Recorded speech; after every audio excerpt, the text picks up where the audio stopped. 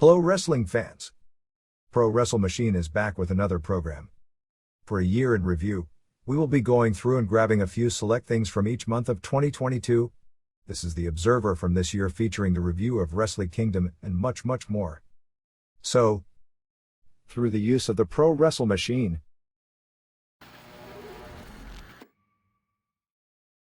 January 10, 2022 Observer Newsletter. Lesnar vs. Reigns changes. WrestleKingdom 16 review. Match of the week, Kazuchika Okada vs. Will Ospreay, January 5, Tokyo Dome. Performer of the week, Kazuchika Okada.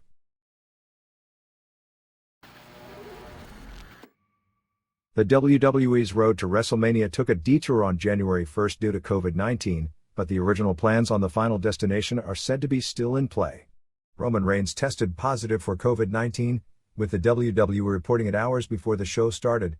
The decision was made to move Brock Lesnar into the WWE title match and make it a 5-way. Lesnar won the match, pinning champion Big E after an F5, none of which was part of the original plans. The belief is that Reigns vs. Lesnar, the match that was to headline the WWE's first Day 1 show at the State Farm Arena in Atlanta, is still on top as the main match for the 2022 WrestleMania. The original plan was for Reigns vs. Lesnar to headline for the Universal title. One would think it would be Lesnar defending, since what would have made the most sense was Paul Heyman in some form costing Reigns the title. Instead, on Raw on January 3 in Greenville, Heyman was back as being the advocate for Lesnar without any kind of dramatic angle. From there they could go a number of different ways, although long-term it makes more sense for Reigns to be long-term champion simply because he's full-time and Lesnar isn't. Because there are 2 nights of WrestleMania, they need a WWE title match to headline the other show. The plan for that was originally Seth Rollins, likely against the winner of the Royal Rumble, with Big E the favorite, but Kevin Owens and Bobby Lashley were also possibilities. The match in that position may remain the same, but getting there is different. It is unclear when WWE was aware that Reigns wouldn't be there. He hadn't appeared on a WWE show since December 17. With the CDC changing recommendations, as are sports leagues, the WWE changed policies as well as noted the past few weeks. Based on the WWE policy, for Reigns to have been cleared on January 6 and returned for the January 7 SmackDown show in at the Mohegan Sun Arena in Uncasville, Connecticut, meaning he would have had to pass tests on January 5 and January 6 at the latest. One note regarding Reigns and testing positive is that the original fears regarding his past leukemia and COVID-19 is that it is believed that his risks are no different from most people. This is likely why he agreed to return full-time. According to a COVID-19 resources update from the American Society of Hematology and Dr. Alex Patel, generally the immune system from CML leukemia, the strain Reigns has, is considered to be fairly normal. If he got his 3 shots he should be okay despite having CML leukemia, which is cancer, twice. The nature of CML leukemia is that it doesn't affect the immune system as much, partially because chemotherapy is no longer used to treat it except in the most dire of situations. Gleevec, a medication predominantly used to combat the disease, doesn't compromise the immune system, not leave someone with a significantly higher risk. Essentially those changes took place when they did, both cursed and saved the show. Had it not been for the Omicron strain, there wouldn't have been the outbreak last week. If the strain hadn't caused issues with keeping enough essential workers in hospitals and police on the field, the CDC wouldn't have changed its recommendations. The change gave sports leagues as well as WWE and AEW a reason to change its policies. Using the old policy, the January 1 show would have been cursed if they needed 10 days off for both the people and those who were in contact with them to have to miss time. With the exception of Reigns and Shinsuke Nakamura, who was never publicly announced for the show, although they did build up Nakamura vs. Sami Zayn for the IC title on the December 24 SmackDown but never officially announced it for Day 1.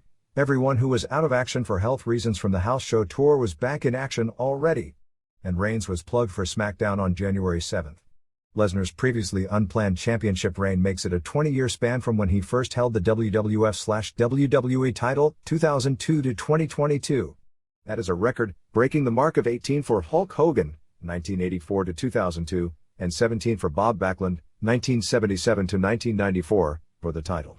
While people think of Bruno Sammartino holding the title forever, because his runs were uninterrupted for so long, his time frame was 1963 to 1977, or 14 years.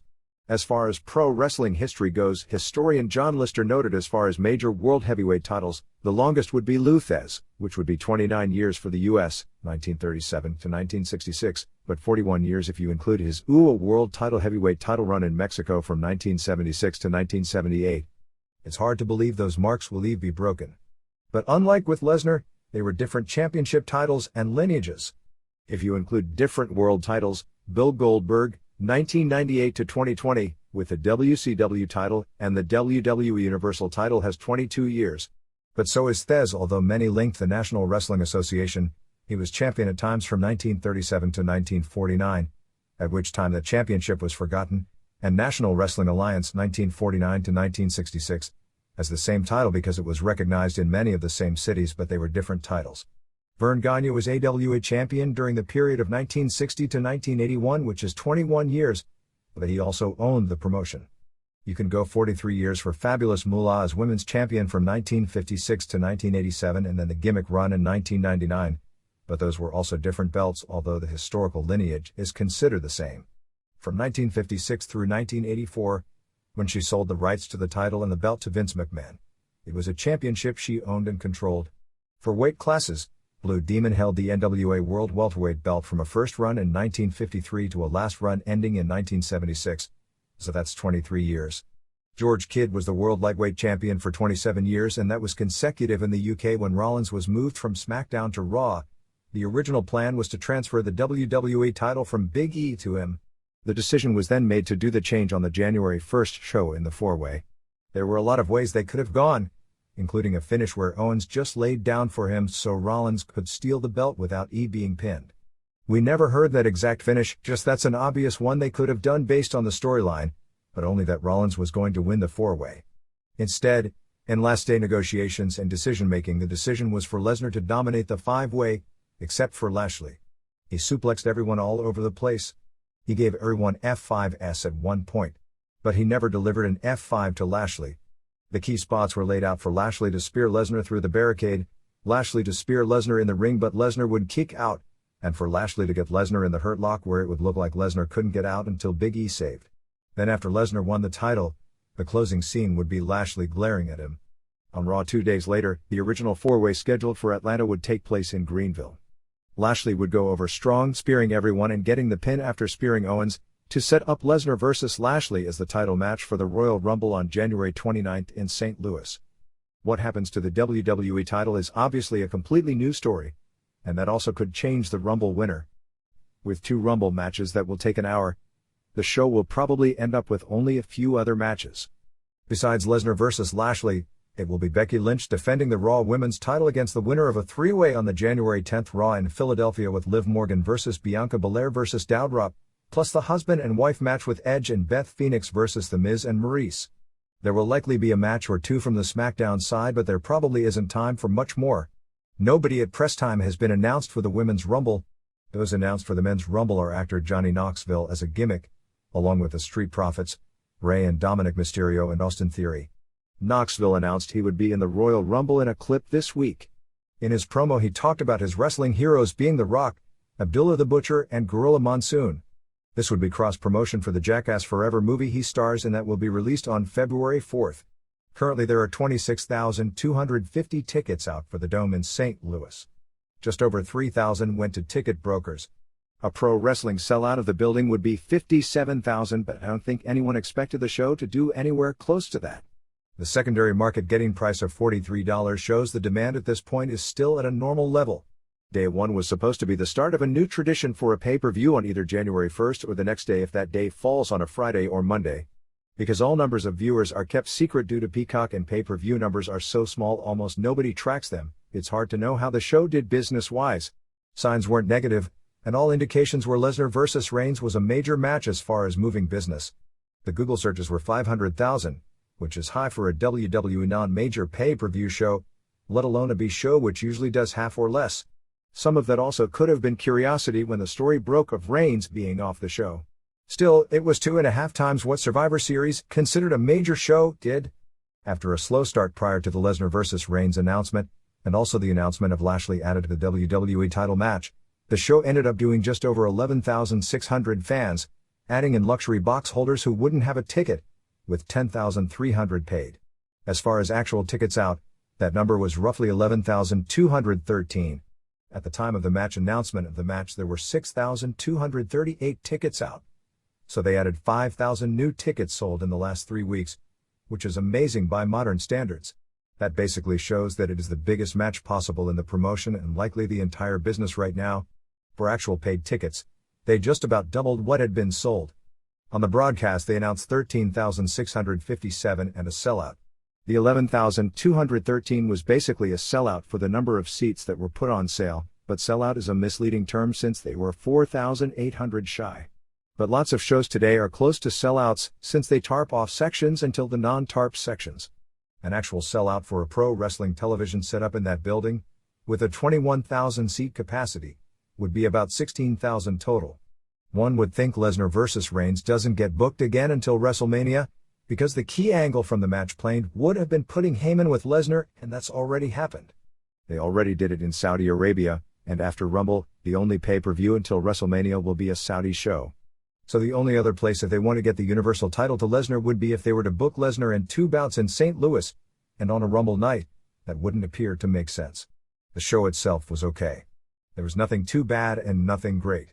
The 5-way main event was explosive, but only went 8-19.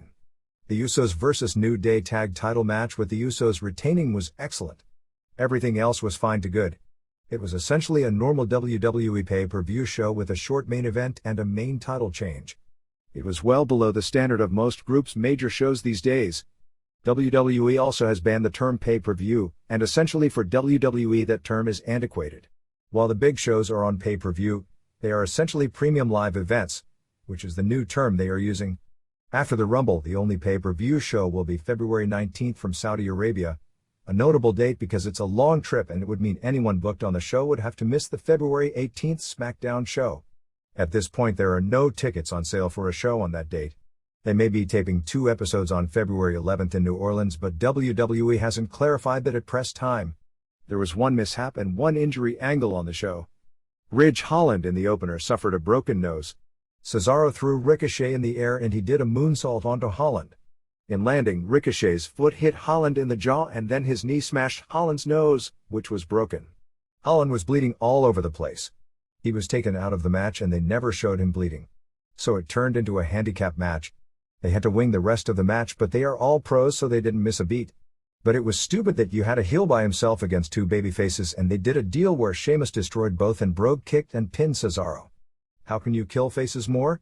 Obviously that was the original plan and WWE almost never changes finishes mid-match, but you couldn't make babyfaces come across worse. After Drew McIntyre beat Madcap Moss, there was a backstage angle where Moss and Happy Corbin double-teamed McIntyre and Corbin basically Pillmanized McIntyre's neck. Legitimately, McIntyre's neck has been bothering him for months and if he kept going he was on the way to major surgery. As of a few days ago, the plan was for McIntyre to have the neck looked at extensively over the next week. There's really nothing more known until it's fully examined. The hope is that it's not bad and he can come back soon, at least by Mania, and that he won't need surgery which will put him out for months. But right now nobody knows. From a timing standpoint it wasn't good because SmackDown has no other full-time top face. 1. Sheamus and Ridge Holland beat Cesaro and Ricochet in 9:43.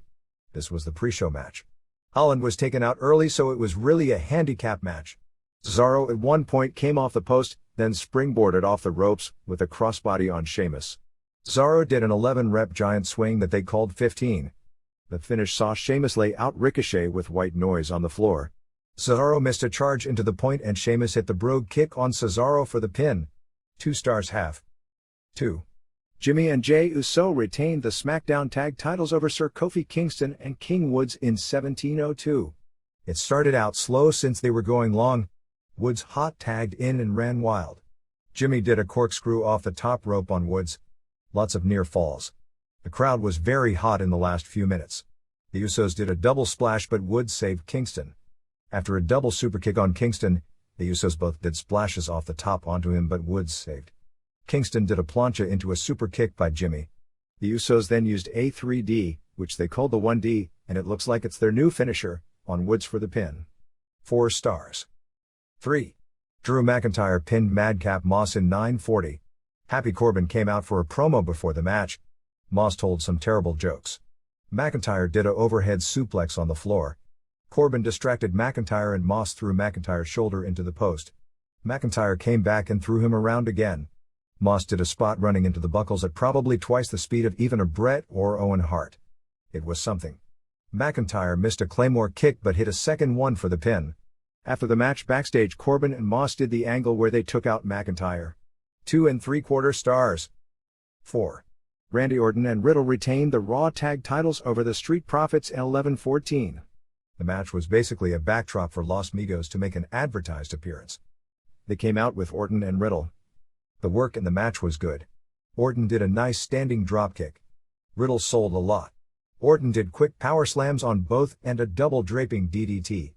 Montez Ford threw Orton's shoulder into the post. Ford did a running flip dive over the post on both. The guy can jump but he barely got over the post, and in the replay it showed how close it was. Riddle threw Ford in the air and Orton hit the RKO for the pin. 3 1/4 stars. 5. Edge pinned The Miz in 2003. Edge came out to his Brood music. The first half of this match wasn't good. They did a lot of wrestling and Miz's offense looked so bad at points.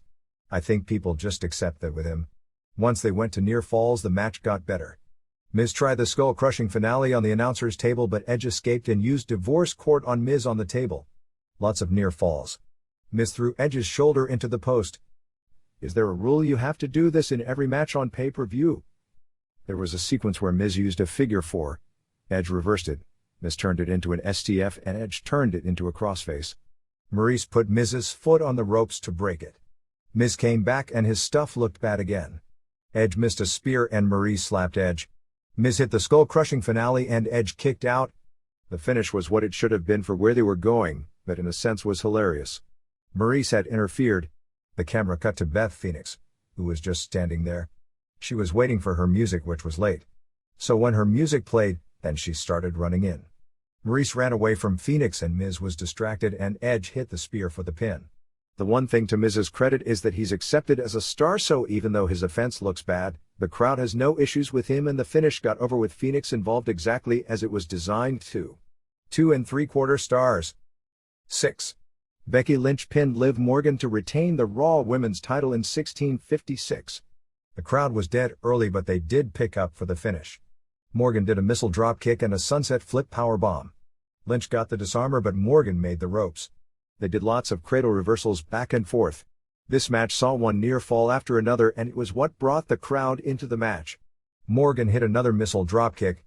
It didn't hit solid and Corey Graves called that it didn't, but it did hit enough. Morgan did a tope. Lynch slammed her on a table and Morgan threw Lynch into the ring steps. Morgan stomped on Lynch's elbow, used a divorce court and the rings of Saturn. The finish saw Morgan go for the Oblivion. Lynch hit the Urinage manhandle slam, and was supposed to pin Morgan with her feet on the rope.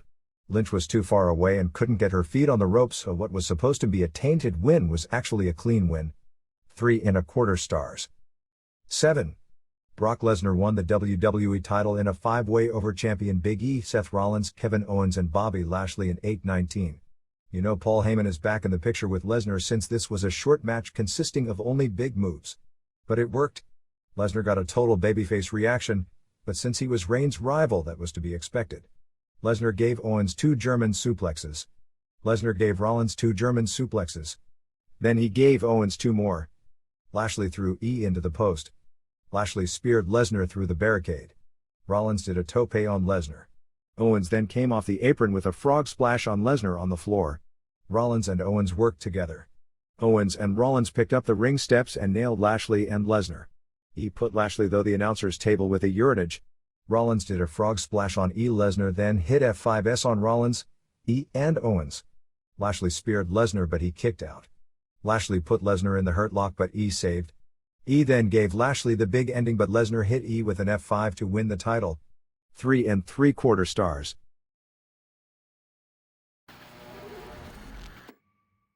Kazuchika Okada had 2 Match of the Year candidates in 2 nights, even with the hindrance of an all-clap crowd, winning the IWGP World Heavyweight title from Shingo Takagi on day 1 and retaining it over Will Ospreay on the second day. The January 4th show was very good, but mostly for the second half. The first part of the show hardly felt like a WrestleKingdom. The January 5th show was great, and would have felt like a WrestleKingdom except for the empty building. The reality is that 2 nights at the Tokyo Dome ended up a godsend for the company in 2020, but unless you have the loaded up monster shows, It doesn't work, and certainly not in the COVID era where you can't get the same level of talent into the country. The first night drew 12,047 paid and the second night drew 6,379. The numbers were both lower than last year, especially night 1. But last year had better cards and the promotion was much stronger. Seeing Okada and Ospreay have one of the best matches in Tokyo Dome history, and a potential match of the year, but in an empty building with no cheering and booing, hurt the overall presentation. The issue right now is that 2022 is the 50th anniversary of the company, and thus they booked bigger arenas and more special shows. But until things get back to normal, they don't have the drawing power for such a schedule. During the second show, they announced the big events for the first 6 months of the year. The big February shows were already known as February 11th in the Zebio Arena in Sendai, an NBA-sized arena that they first run during COVID and drew poorly in, February 13th at the Edion Arena in Osaka and February 19th and February 20th in Sapporo. The 50th anniversary show will be March 1st at Budokan Hall. Usually that show card held at Oda Ward Gym, where the company had its first show. The first night of the New Japan Cup will also be at Budokan Hall. The last 2 nights of the New Japan Cup are March 26th and March 27th at Osaka-jo Hall, which will likely be empty. The winner of the New Japan Cup challenging for the IWGP title, against the winner of a likely Okada vs Tetsuya Naito match, will be April 9th at Sumo Hall. They also announced that Wrestling Dontaku is moving from the International Center Arena in Fukuoka, which under current circumstances they probably can't fill, to the PayPay Dome, the former Fukuoka Dome. In 2018 and 2019, people were clamoring to try more dome shows when they were selling out the arenas in advance, but that's hardly the case now. From a political standpoint, with the health issues of Antonio Inoki now well known to the public after the network television special on him a few weeks ago, it appears hard feelings are gone. Inoki appeared on tape at the show open and talked about hopefully being able to attend the anniversary show. While never public, the hatred within the company toward Inoki from the veterans who were there when he nearly destroyed the promotion a generation ago had made him a personal non grata. When Inoki's health got bad, those in the company talked with me about how to handle his death because of all the resentment of him, but the reality of him being the guy who started the company and is still the name in Japan to everyone, probably everyone over the age of 40 when you say New Japan Pro Wrestling. The immediate response is Antonio Inoki. After Okada beat Ospreay and did his in-ring angle with Naito, at the end of his promo he first said that he promised as champion that you are going to get match of the year contenders every big show. Then he said he wanted Inoki to come see him standing in the ring at the end of show. Please Inoki, get well, get better and stand in this ring to put a fitting mark on the 50th anniversary celebration. He also said that he wants to wrestle with crowds that can cheer and chant, and then started to cry. He said he's carried the company this far and will carry it for the next 5 years. After beating Ospreay, he said that Ospreay was the real deal and he respects that, and said they were the most fitting athletes and had the most fitting fight to start the 50th anniversary year. A major behind-the-scenes story involved Katsuyori Shibata. Shibata was scheduled for a grappling rules match against a mystery opponent. Ren Narita, his protege, came out. Shibata then got the mic and said that this was going to be a regular pro wrestling match, and not a grappling match. Those backstage noted that everyone freaked out and claimed that nobody at all knew this. Japanese sometimes keep secrets and all from everyone, but those in the promotion there seeing the reaction of Geto and the leading officers said that they were certain nobody knew. They had a very good match. There was a lot of kicking but Narita totally stayed away from Shibata's head. Shibata did not stay away from Naritasu's head. Shibata never took Naritasu's trademark overhead suplex, but he did do his trademark low drop kick into the corner and did a careful back suplex. Shibata won the match with a choke and penalty kick. The story did break mainstream in Japan where the promotion said Shibata did it on his own, but those kind of stories are often planted, but in this case it wasn't. They said there would be no punishment because he was fine after the match, and really the last time anyone wants to do is punish Shibata. What that means for him going forward is unknown. It was really said that such a great emotional moment came under circumstances where the audience couldn't fully express themselves. But Shibata's return is an amazing story because he had brain surgery and was very close to death after his April 2017 match with Okada where he delivered a sick headbutt and ended up with bleeding on his brain and needing emergency surgery to save his life. They had to remove his brain during surgery and put it back in. At the time doctors said there was no way possible he could ever wrestle again. While Shibata was fine, there were 2 significant injuries on the second night. Tetsuya Naito beat Jeff Cobb in a match where Naito won to set up his being the next challenger for Okada. Cobb was noticeably limping in his 6-man tag on the first night, and he was hurting pretty bad during the second night. He had an MRI done the day after but results aren't back yet. But he was determined to finish the match. He still did a lot of his power moves which were very impressive with one leg, but he was having a hard time moving. Hiroshi Tanahashi beat Kenta in a no-rules match to win the US title. This was a garbage-style match that you almost never see in New Japan rings. Some hated seeing Tanahashi in this style of match. There were some issues including both men having trouble finding the plunder they were looking for under the ring. At one point Tanahashi had to sell a Falcon Arrow off the top rope through a table for what seemed like 2 weeks. Kenta had to find the 12-foot ladder and set it up, which also took forever because he literally had to put it together. When he was near the top, Tanahashi tipped it over. Kenta landed face first on a garbage can and busted his face open badly and was bleeding everywhere. He ended up with a dislocated hip, a broke nose and tendon damage to his fingers, and he also had severe laceration to his back, which wouldn't be from the fall since he didn't land on his back, but is likely from going through the table from Tanahashi's high fly flow from 11.5 feet off a giant ladder. Tanahashi then put Kenta on a table and did a high fly flow off the ladder and put Kenta through the table for the pin. Nobody challenged after. On the second night, Keiji Muto's music began playing and the entire Noah roster came out with him. While Muto stood front and center, it was Kaito Kiyomiya and Kainu who did most of the talking. This was to build the January 8th promotion versus promotion show on the third night of WrestleKingdom at the Yokohama Arena. The Yokohama show sold out immediately with the promotion versus promotion angle and whatever the limited capacity they were allowed to sell was. Kainu said that Noah is out to take the top spot in pro wrestling from New Japan. He pointed out all the empty seats at the Tokyo Dome and mockingly said how they are here to help New Japan. Shingo Takagi, Hiromu Takahashi and Bushi came out, but nobody else did. Kainu pointed out that Takagi lost his title last night and invited him to fight. It was like 20 or more guys against 3 and Takagi walked away citing the numbers. Kainu added that our quality of wrestling in the Yokohama show will change the pecking order of Japanese pro wrestling, and will become the top promotion in the country. The show will only air live on IPF on Abema TV. There will be English language commentary with Kevin Kelly and Chris Charlton, and it will be put on New Japan World around January 15th. The show will air in the US very late Friday night at 2 a.m. Eastern and 11 p.m. Pacific. There are 2 pre-show matches at 2 a.m. with Kosei Fujita, NJPW vs Yasutaka Yano and Satoshi Kojima, and Hiroyoshi Tenzan and Yuji Nagata vs Muhammad Yone and King Tani and Akitoshi Saito. The main card at 3 a.m. has Tomohiro Ishii and Haruki Goto and Yoshihashi and Ryusuke Taguchi and Master Wato vs Daisuke Harada and Hajime Ohara and Daiki Inaba and Yoshiki Inamura and Kinya Okada. Sho vs Atsushi Kodoji Geto and Taiji Ishimori vs Hayata and Seiki Yoshioka. Desperado and Duki vs Yohei and Nozawa Rongai. Minoru Suzuki and Taichi and Taka Michinoku vs Takashi Sugiura and Kazushi Sakuraba and TBD. Kenta was scheduled. Evil and Dick Togo vs Go Shiozaki and Masa Kitamiya. Zack Sabre Jr. and Yoshinobu Kanemaru vs Namichi Marufuji and Yoshinari Ogawa. Takagi and Naito and Sanada and Hiromu Takasaki and Bushi vs Katsuhiko Nakajima and Kainu and Manabu Soya and Tadasu Vinalea and Hiroshi Tanahashi and Okada vs Muto and Kiyomiya. Obviously the preponderance of tags where they have guys who can lose the fall is disappointing. But as a first-time event, the instant sellout says they didn't need to do more.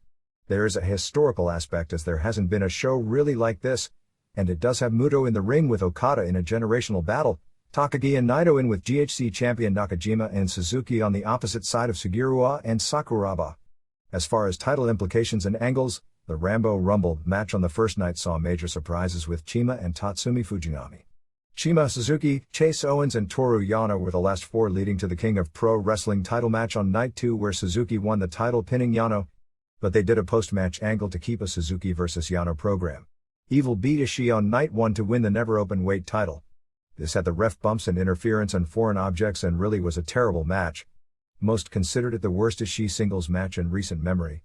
Hiroki Goto and Yoshihashi won the IWGP tag titles from Zack Sabre Jr. and Taichi in a great match. In a surprise, Desperado retained the IWGP Junior title over Hiromu Takahashi in another great match after 2 Pinche Locos. It was a clean win and really continued the last several months' elevation of Desperado as a real junior champion. Okada beat Takagi in the main event with Rainmaker in 35-44 in a classic. If you include the old IWGP Heavyweight Championship with this new world title, it would be Okada's 6th reign, tying Fujinami for 2nd place behind Tanahashi's 8. Okada already has more days as champion than anyone in history. It ended a 2-year struggle from the January 5, 2020, Dome show where Naito beat Okada. Okada had come up short, But it was pretty clear that until COVID messed things up, the idea was to build for Okada winning G1 and beating Ospreay. But Ospreay not being there led to Takagi being champion by beating Okada, and Takagi did a great job under the circumstances. Business wasn't good, but it couldn't be with all the restrictions, but Takagi had one great title match after another. This was Ospreay's return to Japan. He, like all foreigners, had to spend 2 weeks in quarantine. In this case, it was noted that he had 2 weeks in a hotel where he had no way to keep up his diet, surviving on burgers and pizza, with no gym and no training, and then getting out doing a 6-man tag and then having to go out and try and do an all-time classic match. Day 2 saw Robbie Eagles and Tiger Mask retain the IWGP Junior Tag titles in a 3-way over El Fantasma, who had his loaded boot removed by Eagles and pulled a foreign object out of the boot, and Ishimori and Rocky Romero and Taguchi. The champs will likely next face Fantasmo and Ishimori.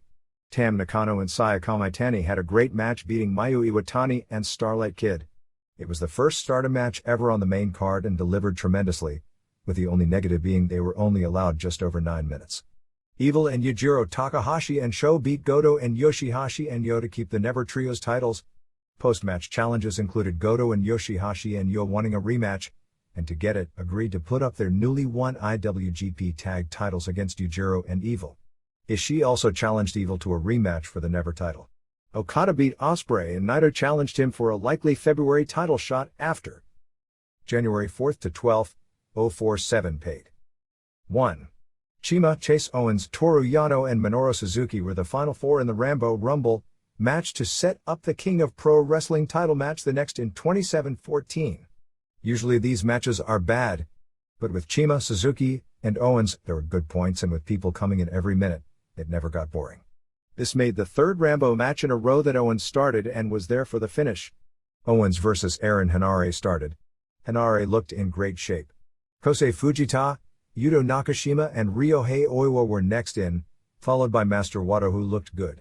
Next came Hiroyoshi Tenzan. Minoru Suzuki came in and put the heel hook on Fujita for a submission. He put a Kimura on Nakashima for a submission. He then choked out Oiwa. Satoshi Kojima, Taka Michinoku and CIMA were next in. CIMA pinned Michinoku after a Meteora. Tomoaki Honma was next in. Wato was eliminated going over the top rope when CIMA ducked his charge. Duki and Yuji Nagata were next in. Nagata and Suzuki went at it. Yoshinobu Kanemaru was next in and he sprayed whiskey in Tenzan's eyes and pinned him. Togi Makabe was next in. Nagata pinned Kojima with a bridging back suplex while Duki and Kanemaru also jumped on for the pin. Bad Luck Fale was next in. He threw out Duki, Kanemaru and Honma right away. Fale then threw over his teacher Nagata. The big surprise was Tatsumi Dragon Fujinami, at 68 years old. Everyone thought in 2020 that Fujinami was doing his Tokyo Dome farewell as part of Jushin Liger's retirement.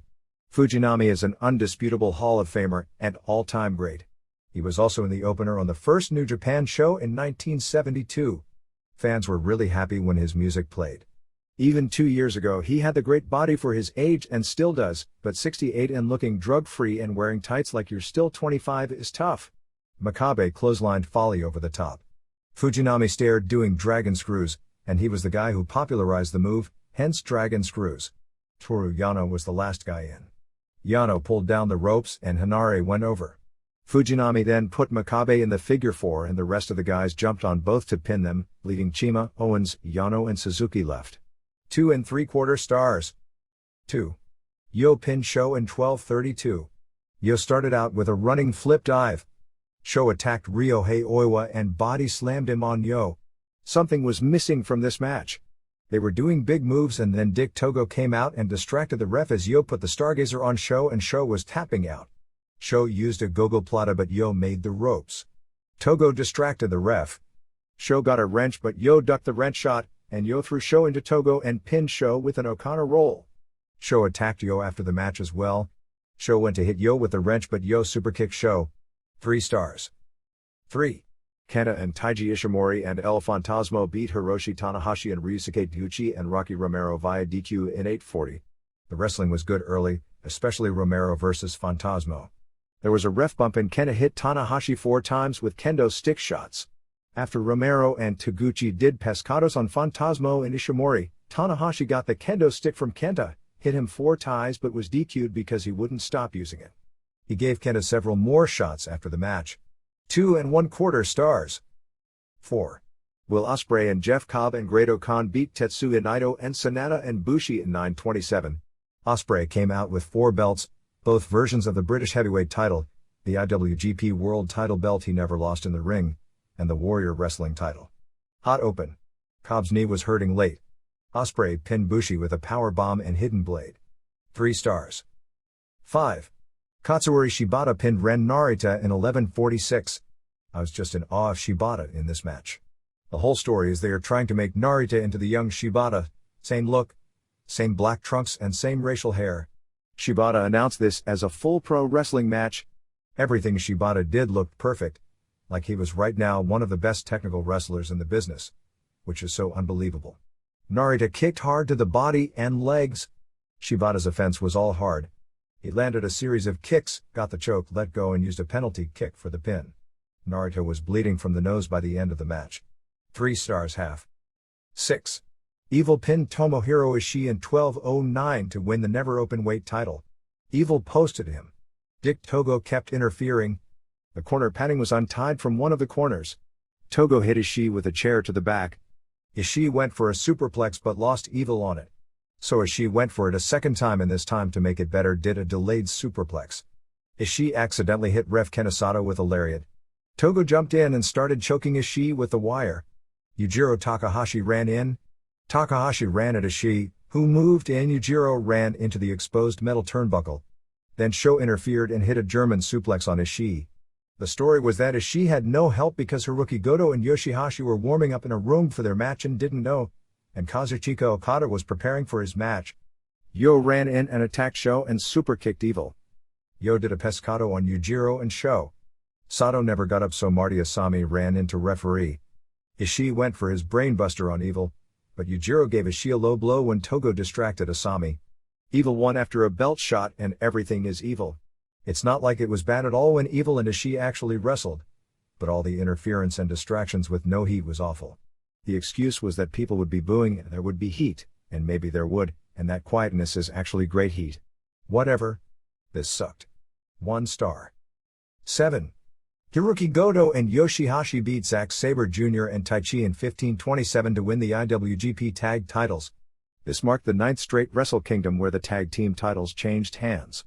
This was good stuff. Goto and Yoshihashi kept getting near falls.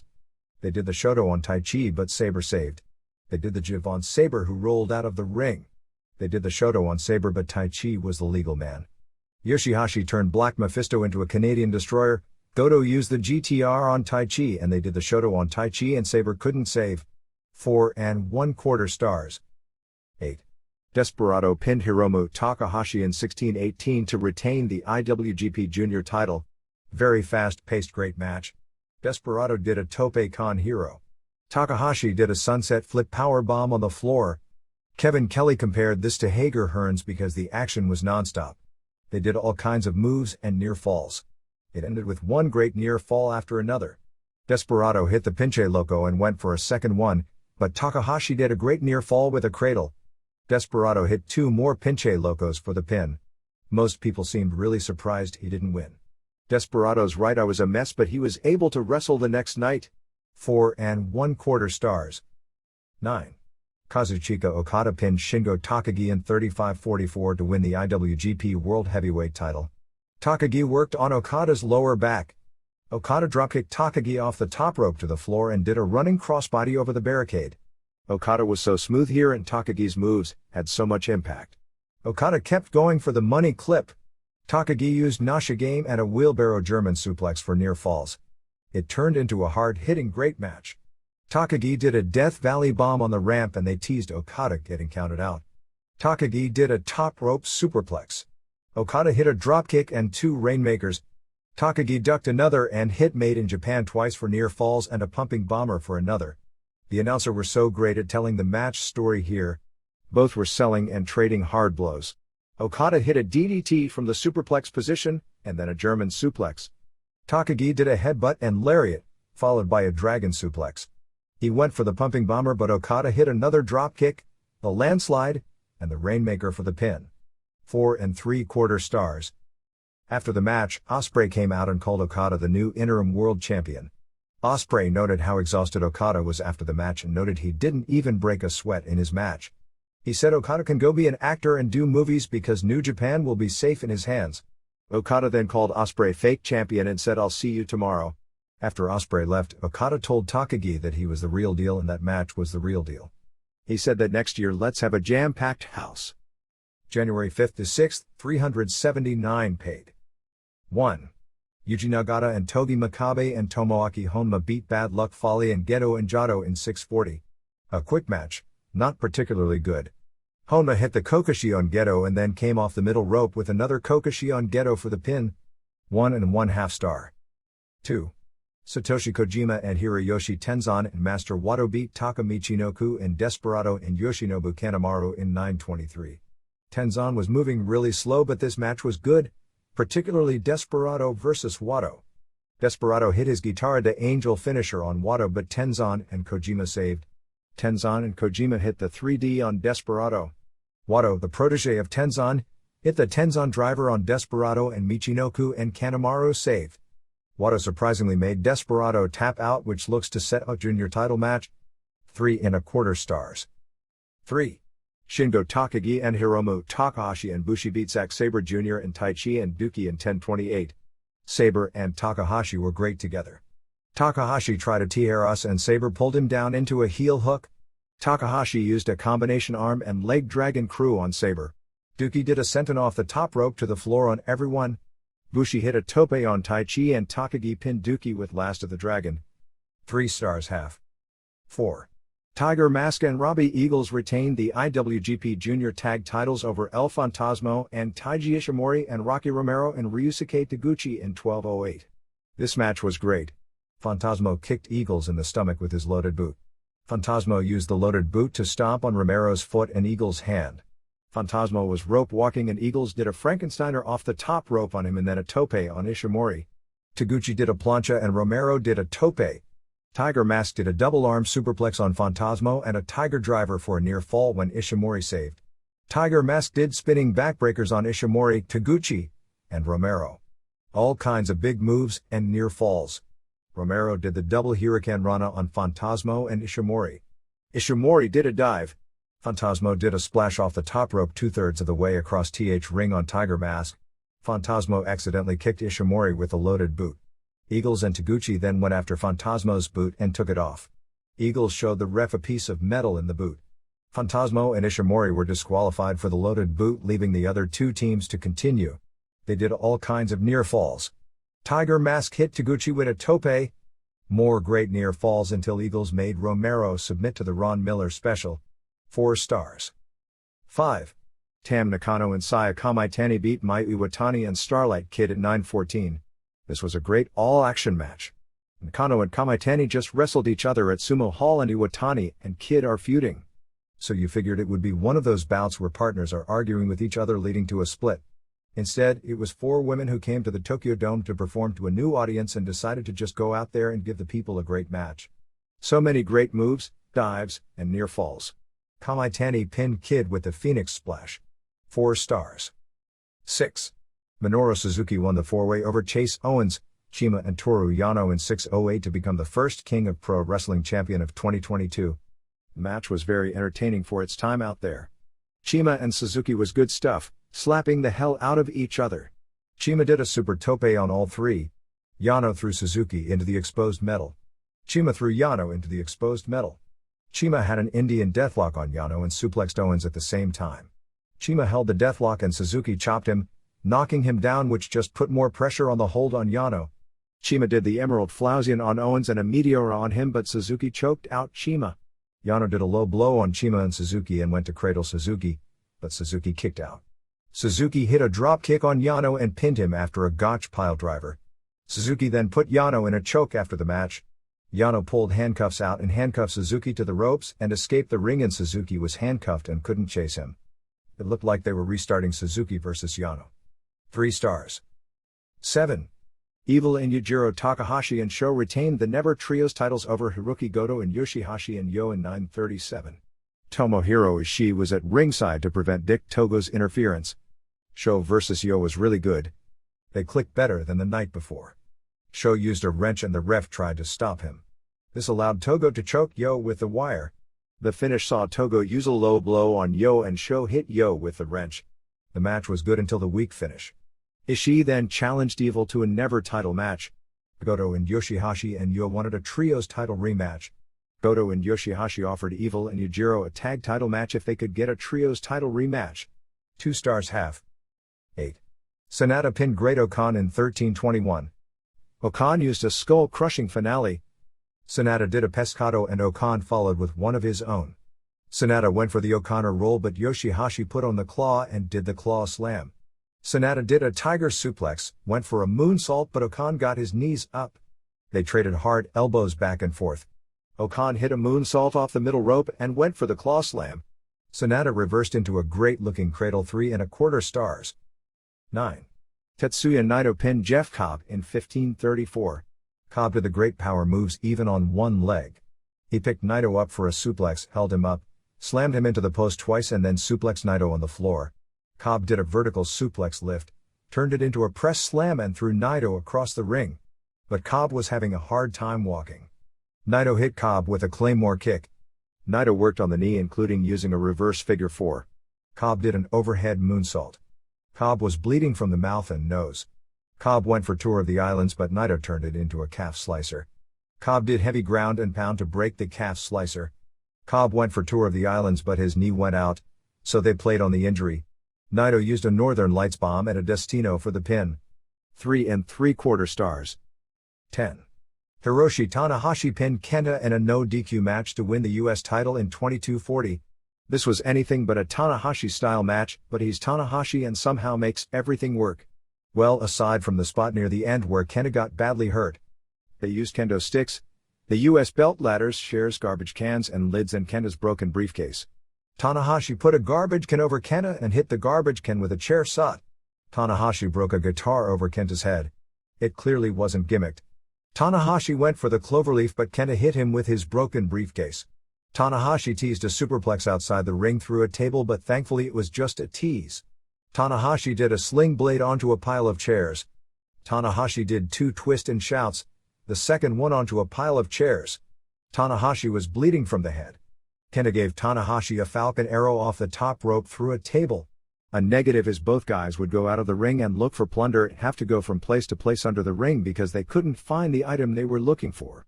They would do that and the other would have to sell for an eternity like here. Kenta kept looking and finally found another table. He also threw the 12-foot ladder into the ring. He spent like a week setting it up while Tanahashi took an 8-hour nap waiting. Kenta climbed to the top of the ladder he brought in. Tanahashi got up and tipped the ladder over and this was the spot where Kenta got hurt falling on the garbage can. Tanahashi slammed Kenta on a table and climbed to almost the top of the ladder and jumped off with a high fly flow putting Kenta through the table for the pin. 4 stars. 11. Kazuchika Okada pinned Will Ospreay to retain the IWGP World Heavyweight title in 32:52. Ospreay's entrance video showed him beating Takagi and then beating Carl Fredericks, Scott Davis, Ren Narita and Shota Umino in matches to retain his version of the championship. This was an amazing collection of ideas and flawless athleticism. Ospreay did a multiple rotation backbreaker. Both were on the apron and Okada did a shotgun dropkick sending Ospreay to the floor.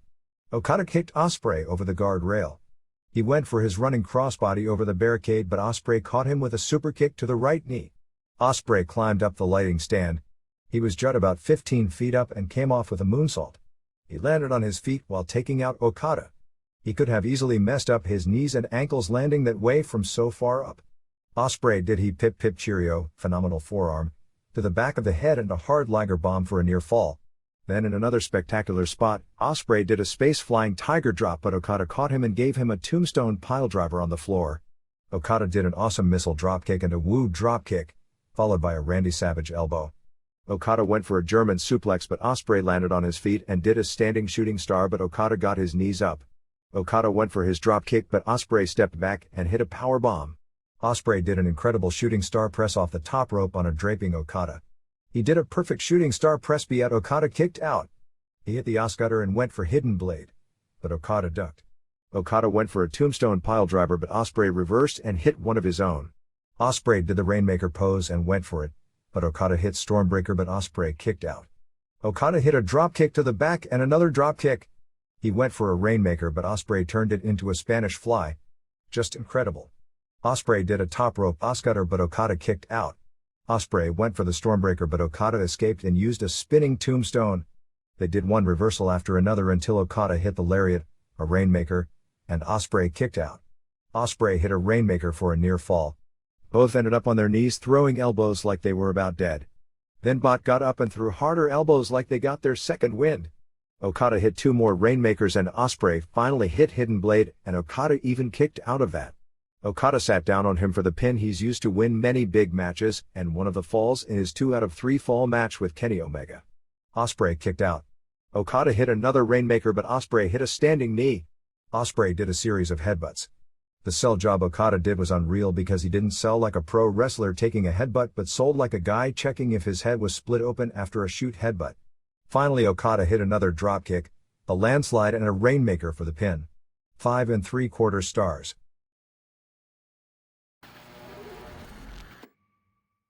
The latest round of WWE Cuts came in the NXT division and included a number of surprises, including William Regal, who in a sense was along with Paul Levesque, the corporate face of the brand almost since its inception. The names confirmed being cut besides Regal were Samoa Joe, Bryan, Road Dogg, and Scott Armstrong, Kathy Corino, former wrestler Allison Danger and the sister of Steve Corino, who was not cut, Dave Kapoor, Ryan Katz, Chris A. Steel Guy, Gabe Sapolsky and George Carroll as far as staff went. On-air talent Hachiman, Hideki Suzuki, the trainer of Diamond Mine who they had not used as a wrestler and came from Japan to be a wrestler and trainer and was just on television the day before, Timothy Thatcher and Danny Burch. Thatcher and Burch had been working as coaches of late. Regal, real name Darren Matthews, 53, had been a talent scout, coach and was the on-air authority figure as general manager of NXT. He had been taken off television and his role was removed with a change to the 2.0 format. It's hard to explain why because he was excellent in his role, popular, and there were situations where an authority figure in recent weeks could have been there to make matches and instead they had awkward announcements such as the Mandy Rose vs Raquel Gonzalez vs Cora Jade 3-way which made no sense in storyline why a heel would want to face 2 babyfaces instead of 1. They are also no longer heavily scouting the independents. Most of the NXT staff were Paul Levesque's people, and he's no longer running the place. Talent and others in the system were very depressed, with many wondering the future of the brand. Regal was responsible for many getting chances, and he's one of the most knowledgeable people about wrestling worldwide and was heavily respected across the board. I can tell you that some of the biggest names in the business would to this day come to him for advice on wrestling and career decisions. Joe Newfolau Joel Sinoa, 42, was hired by Levesque for NXT after WWE cut him as an active wrestler after replacing him on commentary. Levesque immediately worked to bring him back after the company made the decision to let him go. With Levesque losing power, he was back in jeopardy. Levesque brought him to WWE in 2015 with the idea he could work independents and NXT, but then hired him full-time for NXT. He was one of the major stars who helped build the brand in 2015 and 2016, holding the championship twice, before going to the main roster in 2017. He had his ups and downs, and had one of the most interesting programs with Brock Lesnar because the audience saw him as one of the few guys tough enough to be competitive with Lesnar. But management really didn't, and it was a one-and-done program. He also had issues with concussions which led to him moving into broadcasting. He was hired to be both a talent scout and on-air enforcer for Regal, and his feud with Karrion Kross drew a lot of interest in NXT. Joe beat Kross to win the NXT title when Kross was moving to Raw. But on September 12th it was simply announced that Joe was injured and the title was vacant. The way it was done, very low-key, made it clear that, like with Regal, the decision was made to end his television role and he never was seen again. But it was also known that his new job was more in scouting and talent evaluation and not as a performer, even though the original idea was for him to be an enforcer who would do occasional big matches. Extremely fortunate and grateful to all the young and amazing talent I had the pleasure of working with in the past months, Joe wrote. Only saddened at the loss of an excuse to see their continued growth and achievement. I am very excited for their future, and mine. The Armstrongs, real names Joseph James Jr. and Brian James, were also close with Levesque. Scott, 60, had been with the company as a main roster referee, and was the only coach of referees in NXT at the time he was let go. He also timed out the television shows. Brian, 52, dates back to the DX days with Levesque. He was part of main roster creative and Levesque brought him down to assist him in NXT. Katz was involved with creative, even winning the Observer's Booker of the Year award with Levesque in 2015. He was also one of the key promo coaches. He and Levesque were the key creative forces during the period most would call the glory days of the promotion, when they were able to tour nationally, draw big for takeovers and put together some of the best pro wrestling major shows in U.S. history. Katz wrote, "In early 2012 I was offered a talent contract with WWE. My dream had come true. The day after FedEx arrived with my paperwork, the guy that hired me was fired, and another day later I read that FCW was shutting down. Having experienced something like this twice in my past, I wasn't feeling too optimistic about my future in WWE. Upon graduating college I was very close to getting a job with WCW on their internet and hotline team, but the lady that was hiring me was transferred out of WCW, and the opportunity went away. I was also supposed to be a contestant on Deal or No Deal back in the day, but my hiring producer was fired, and again the opportunity did not come to fruition. So this was something I was familiar with, and while waiting for my medical testing date I received the 203 call that led to my contract offer being rescinded. I had to keep working harder. Fast forward to June 2013 and I was brought in as the first employee of the new WW Performance Center, and to be a protege and apprentice to Dusty Rhodes. My run at WWE was extraordinary.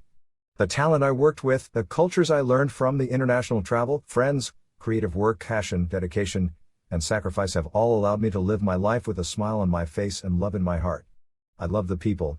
I love supporting the talent, helping them make their dreams come true, sticking up for them and giving them a voice when theirs wasn't being listened to. I loved improving people's moods, giving them confidence, and in many cases talking them off the metaphorical ledge and easing their mind, so they could go do what they were meant to do. I got to work with some of the biggest stars in the world, and I had the opportunity to help mold and guide them to who they are today, and for that I'm blessed, grateful, and humble. I also can't forget all the amazing, talented, charming, charismatic, and hard-working hopefuls that it didn't work out for, that had a positive impact on my life. When I got the call I wasn't sad or angry, I actually laughed a little. I know I will be fine. I have a wife that loves me, a puppy that adores me, and judging by messages, calls and things I've been reading, my effect on people has been positive, and through all my influence was kind and full of respect. A special thanks goes out to Canyon's man Bill DeMott, Matt Bloom, William Regal, and of course the American Dream, for always believing in me, supporting me, and lifting me up, dare I say even onto a pedestal with your admiration, respect, guidance and knowledge. I was fortunate to be one of the few that gets to live the dream and lived every second of it with heart, passion, love and commitment. To all the coaches, staff and talent I have ever worked with, I thank you for allowing me to be part of your lives and dreams. To the talent going to work today, bummed out, sad, angry, whatever, leave it at the door. You're there for a purpose and go make it happen. I left you all a final statement of motivation in the doghouse. Read it, live it, and go be undeniable. Corino had just moved her family from Las Vegas to Orlando and actually got fired on her son's first day of school. She started in October and was the head coach for all the women wrestlers training at the school. As the head coach for the upcoming women, it made her being cut a surprise. Sarah Amato is still on the staff but hadn't been around much of late due to family responsibilities. Lenny Leonard, a longtime independent television announcer who was very close with Corino, was furious about her situation. He wrote that there wouldn't be enough money in the world for me to work some places. Here's a thread about one of my best friends in the entire world. It's a long one. Sorry. You dedicate 20 years of your life to pro wrestling. Endure physical and mental stress and injury but persevere until you are ultimately offered your dream job. Come on down and coach in Orlando. You sign on the dotted line, pack your entire life into a truck and move from Vegas to Florida, uprooting your family and your child from their friends and school to chase your dream. 3 months go by, no performance issues to speak of, by all accounts you're fitting in well. You're asked to go in to help as they are shorthanded, and you get exposed to COVID. Ruining your Christmas by being a good soldier and are forced to quarantine. You survive and make it through New Year's, and your child that you dragged across the country to accompany you is starting their first day at their new school today. You pick them up from the car circle, and as they are getting in the car, they hear you are on the phone. It's your boss telling you you're fired, 3 months after you moved across the country for your dream job. Sorry, danger. Billion-dollar companies doing record profits restructure divisions and fire people after 3 months all the time. Good luck to you and your family though. The best part will be when they say she was let go due to budget reasons, completely forgetting that the reason they told her it took 3 months for her hiring to be approved in the first place was that they were waiting for budget approval to hire her. You need better accountants. Kapoor was one of the head writers for Raw and SmackDown over the years, and was named Senior Vice President of Creative for the WWE in 2019. He moved to Florida last year to work full-time for NXT. Years ago he had a television as Ranjan Singh, the manager and storyline brother of the great Khali. Kapoor had been working with the company since 2007. Guy has been working as a trainer and producer since November 2019. He was furloughed in April 2020 and brought back in October, before being let go. Sapolsky had been a consultant, and when he ran Evolve had made a deal with Levesque where he would steer Evolve talent to WWE and WWE would send him talent as well. A lot of the key Evolve talent over the years had come to NXT like Johnny Gargano, Ricochet, Thatcher, Chris Hero, Tommaso Ciampa, and most notably Matt Riddle. He started working full-time in creative and producing shows, and Evolve closed after money losses during the pandemic. Sapolsky was best known for being an assistant and protege of Paul Heyman during the ECW run, working under Heyman and learning his booking philosophies from 1993 to 2001. Rob Feinstein and Doug Gentry started Ring of Honor in 2002, and he booked the promotion from its inception through 2008, when he was replaced by Adam Pearce. He was voted Observer Booker of the Year from 2004 to 2007. The company grew from nothing to being the most talked about independent promotion of the era. Eventually this popularity and the pay-per-view numbers they were doing for taped shows with no television led to getting a television deal with AXS. The question when Sapolsky was that he did put on many of the best in-ring shows in the US during that era, but never had to book television. When he was about to get the chance to book television, owner Kerry Silkin wanted a more traditional approach, thinking it would draw more viewers, and went with Pearce. Sapolsky then started Dragon Gate USA, using American Stars' ad Dragon Gate Stars, which fell apart when he was unable to book the top stars from Japan and it wasn't cost-effective. That led to his role with Evolve. Thatcher and Birch's days were known to be numbered because of the company's change in philosophy on talent. Both were good wrestlers, and Thatcher was very unique in his role as Toothless Timmy, the buddy of Ciampa doing a shooter/hooker/submission expert gimmick.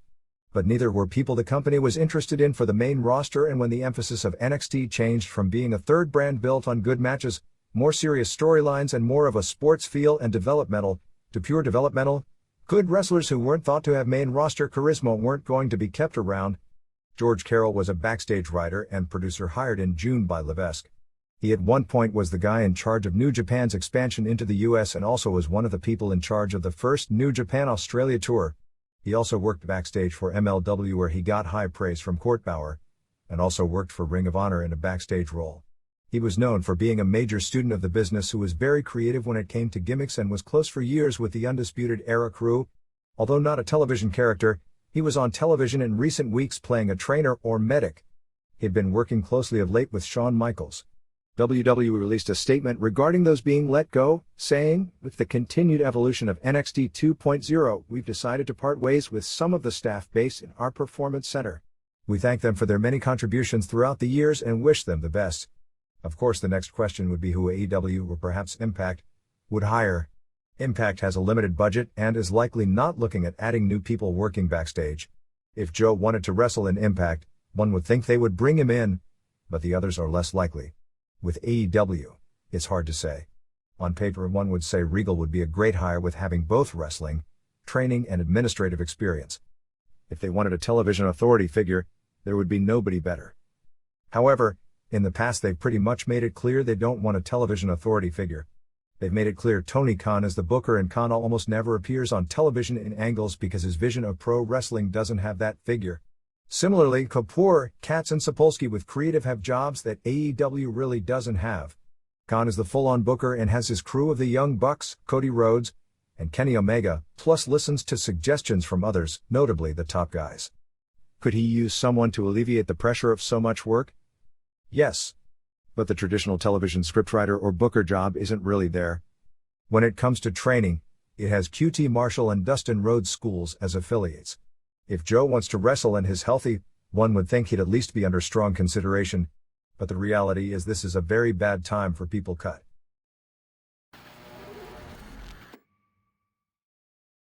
During the first night of WrestleKingdom, the company made an announcement about returning to US television on AXS TV. This deal was actually made months ago, and I'm not sure what the holdup was for the start date. New Japan World will start airing on January 20th. Episodes from years ago in the 10 p.m. to 11 p.m. Eastern Time slot, 7 to 8 p.m. West Coast, Thursday night slot. The first show will air the Kenny Omega vs. Chris Jericho match from January 4, 2018, which with the benefit of hindsight, is likely the single most important pro wrestling match in the world from the past decade because it was a key to the formation of AEW, and short-term, led to tremendous growth worldwide of New Japan Pro Wrestling and New Japan World. This would be after the first run of Impact and before the Impact replay for West Coast prime time. Starting on March 3rd, they will start airing new episodes. As part of the deal, AXS will regularly be airing New Japan shows from 2015 to 2019 during its new regular Thursday night time slots as well as frequently as filler programming, like the station did during that period.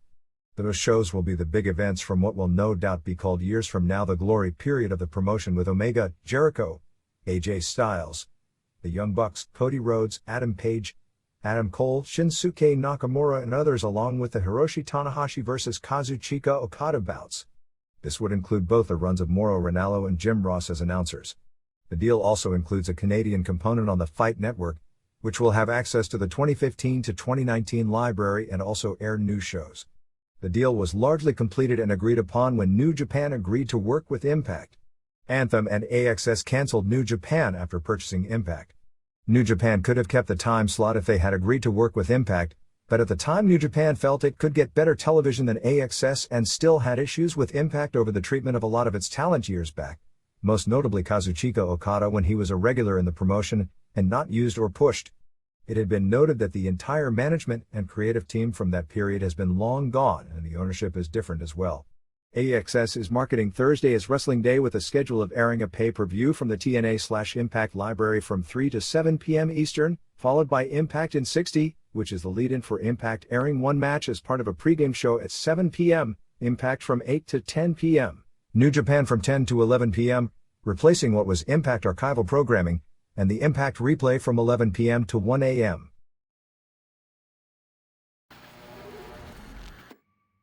Pro Wrestling Noah returned to Budokan Hall in Tokyo for a January 1st show that was headlined by current GHC champion Katsuhiko Nakajima defending against Go Shiozaki, who dominated the title before his shoulder was hurting so badly because of how hard he chopped that he underwent major surgery.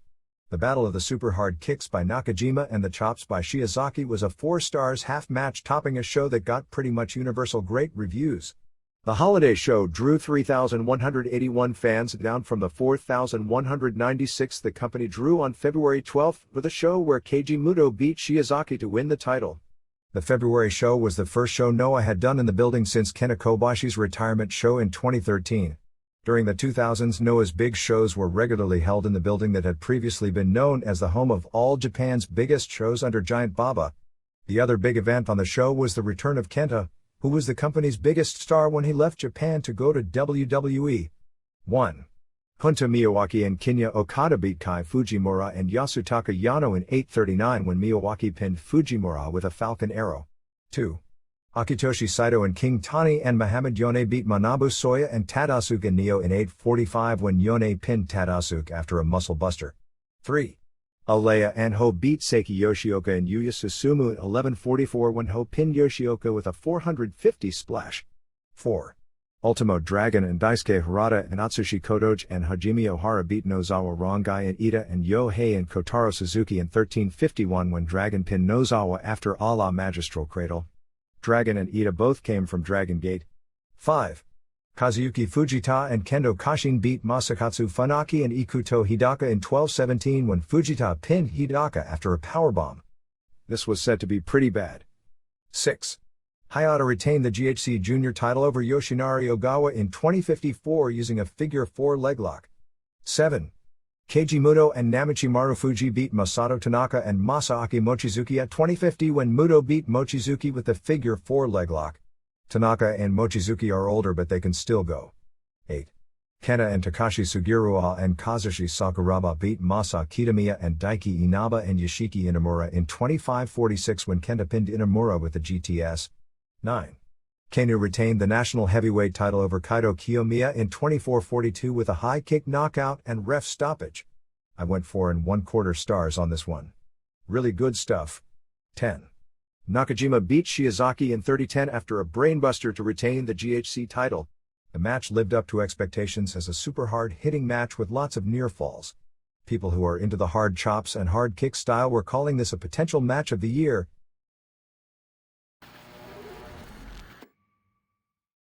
The week of December 27th to January 2nd was huge for sports. SmackDown wasn't on network and was instead on cable, but with the best of show didn't place anywhere. If Raw was listed as a sports show, it would have been 20th place in total viewers behind the NFL game and 18 college football bowl and playoff games. Raw beat one bowl game in viewers and beat all college basketball, all NBA, and all soccer. It should be noted that the NBA games this past week were all on NBA TV. In 18 to 49, Raw was 21st, behind all the same games plus the NHL Winter Classic on TNT. AEW Dynamite was 22nd in total viewers and 23rd in 18 to 49. The December 27th Dynamite did 1.46 viewers per home. For the second week in a row, Rampage was the youngest skewing sports show on national television. Second and third place were two EPL games on the USA Network, and fourth was a Lakers-Portland NBA game. Dynamite was fifth. AEW ran a loaded show on January 5th for its TBS debut with 3 title matches including the Adam Page vs. Bryan Danielson rematch. The numbers were great by the standards of the last several weeks, in particular the fourth best numbers in show history in 18 to 34. Because it was a loaded show and the first week, I think it's best to wait about a month before figuring out whether the TBS move is a positive, negative, or lateral. Week 1 was definitely a positive for under 35 viewers. The show has a better lead-in on TBS and also the West Coast is back in prime time. But it was such a loaded show and there was a lot of hype for the network move. Put it this way, if they keep numbers near this level going forward, it's a huge success. But they are rarely going to have lineups this loaded. AEW placed second to the NBA on ESPN, doing 1,010,000 viewers within 0.43 in 18 to 49, 558,000 viewers, and 0.34 in 18 to 34. Even though Raw was way up with the Brock Lesnar title win and coming off the pay-per-view, AEW beat Raw at 18 to 34, and that's with Raw doing its best number in that demo in 4 months. The two shows tied in male 18 to 34. AEW shockingly won in women 18 to 34 and not as shockingly won in males 35 to 49. Raw won overall because of a 150,000 to 90,000 edge in women 35 to 49. However, Raw was well ahead both with teenagers and will probably be ahead forever in over 50. AEW was second in its time slot behind ESPN. It was fifth for the night with women 18 to 49, third with men 18 to 49, behind 2 NBA games, but it beat the late game in 18 to 49 by being stronger with women, third in 18 to 34 behind the 2 NBA games, shucking second in women 12 to 34 and third in men 12 to 34. The show was up 3.6% in viewers from last week, 15.1% in 18 to 49 and 81.1% in 18 to 34. It was way up with viewers under 35 but dropped from last week over 35 even with a far stronger show and with easier competition. Essentially the hope is that the new audience from the lead-in makes the show more popular with younger viewers, and the decline with older viewers was that they weren't familiar yet with the station change and maybe forget to set their DVRs or whatever. That's the most positive spin, but the reality is it shows we really have to wait a month before coming to real conclusions. The key is that AEW got a very strong lead-in with 18 to 34 viewers as compared to when they were on TNT. That really could make a difference going forward. It was the largest 18 to 34 audience for a pro wrestling show in the US since SmackDown on November 26th. Again, SmackDown on Fox has huge advantages over a cable show, so that really shouldn't even compare. As compared to the same week 1 year ago, which was against the insurrection in Washington, D.C. as well as having NXT competition, the show was up 52.6% with viewers, up 69.6% in 18 to 49 and up 230.0% in 18 to 34. But given the night last year's show was on, you really shouldn't read anything into the rate of increase, although obviously this is way up from last year. The show did 128,000 viewers in men 18 to 34, up 56.1% from last week, 110,000 in women 18 to 34, up 120.0%, 229,000 with men 35 to 49, down 4.2%, and 90,000 with women 35 to 49, down 20.4%. The overall 18 to 49 audience was 64.2%, much lower than it was on TNT. The first quarter, which was the first 10 minutes of Page vs. Danielson, did 1,101,000 viewers and 582,000 in 18 to 49. This was the high point for total viewers, women 18 to 49, overall 35 to 49 and women 35 to 49. The second quarter with Page vs. Danielson did 1,001,000 viewers and 554,018 to 49, but also had 2 commercial breaks. This was the peak with women 18 to 34. The finish of Page vs. Danielson, last few minutes, the acclaimed promo, MJF vs. Shawn Dean and the Punk MJF back and forth did 1,016,000 viewers and 563,018 to 49. The last few minutes of Punk and MJF, the Chris Jericho promo with the Angle with 2.0 and the run-ins plus an Adam Cole promo with Bobby Fish and Kyle O'Reilly did 1,003,000 viewers and 553,018 to 49. Wardlow vs. Antonio Zambrano and the first half of Jade Cargill vs. Ruby Soho did 1,017,000 viewers and 570,018 to 49. This was the peak for 18 to 34 doing in 0.37. The end of Cargill vs. Soho and Jr. interviewing Serena Deeb and first part of Brian Pillman Jr. vs. Malachi Black did 1,048,000 viewers and 583,018 to 49. This was the peak in 18 to 49. Men 18 to 49, men 18 to 34 and men 35 to 49. That's very significant because Cargill vs. Soho killed and that's not due to the lead-in, plus the Junior interview out of the arena with Dee being so strong at that point in the show is also huge. The fact this beat Danielson vs. Page in most demos speaks really big for the women. The end of Pillman vs. Black, the Soho Britt Baker Riho Jamie Hayter Angle and main event intros did 939,000 viewers and 538,018 to 49.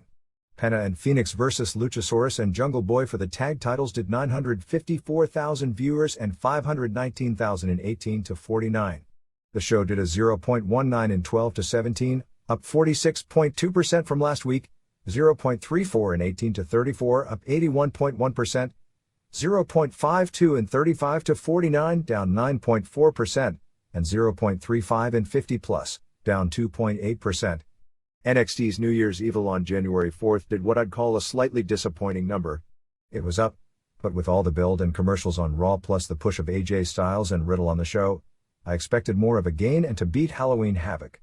The show did 685,000 viewers within 0.16 in 18 to 49, 206,000 viewers, and a strong for NXT 0.12 in 18 to 34.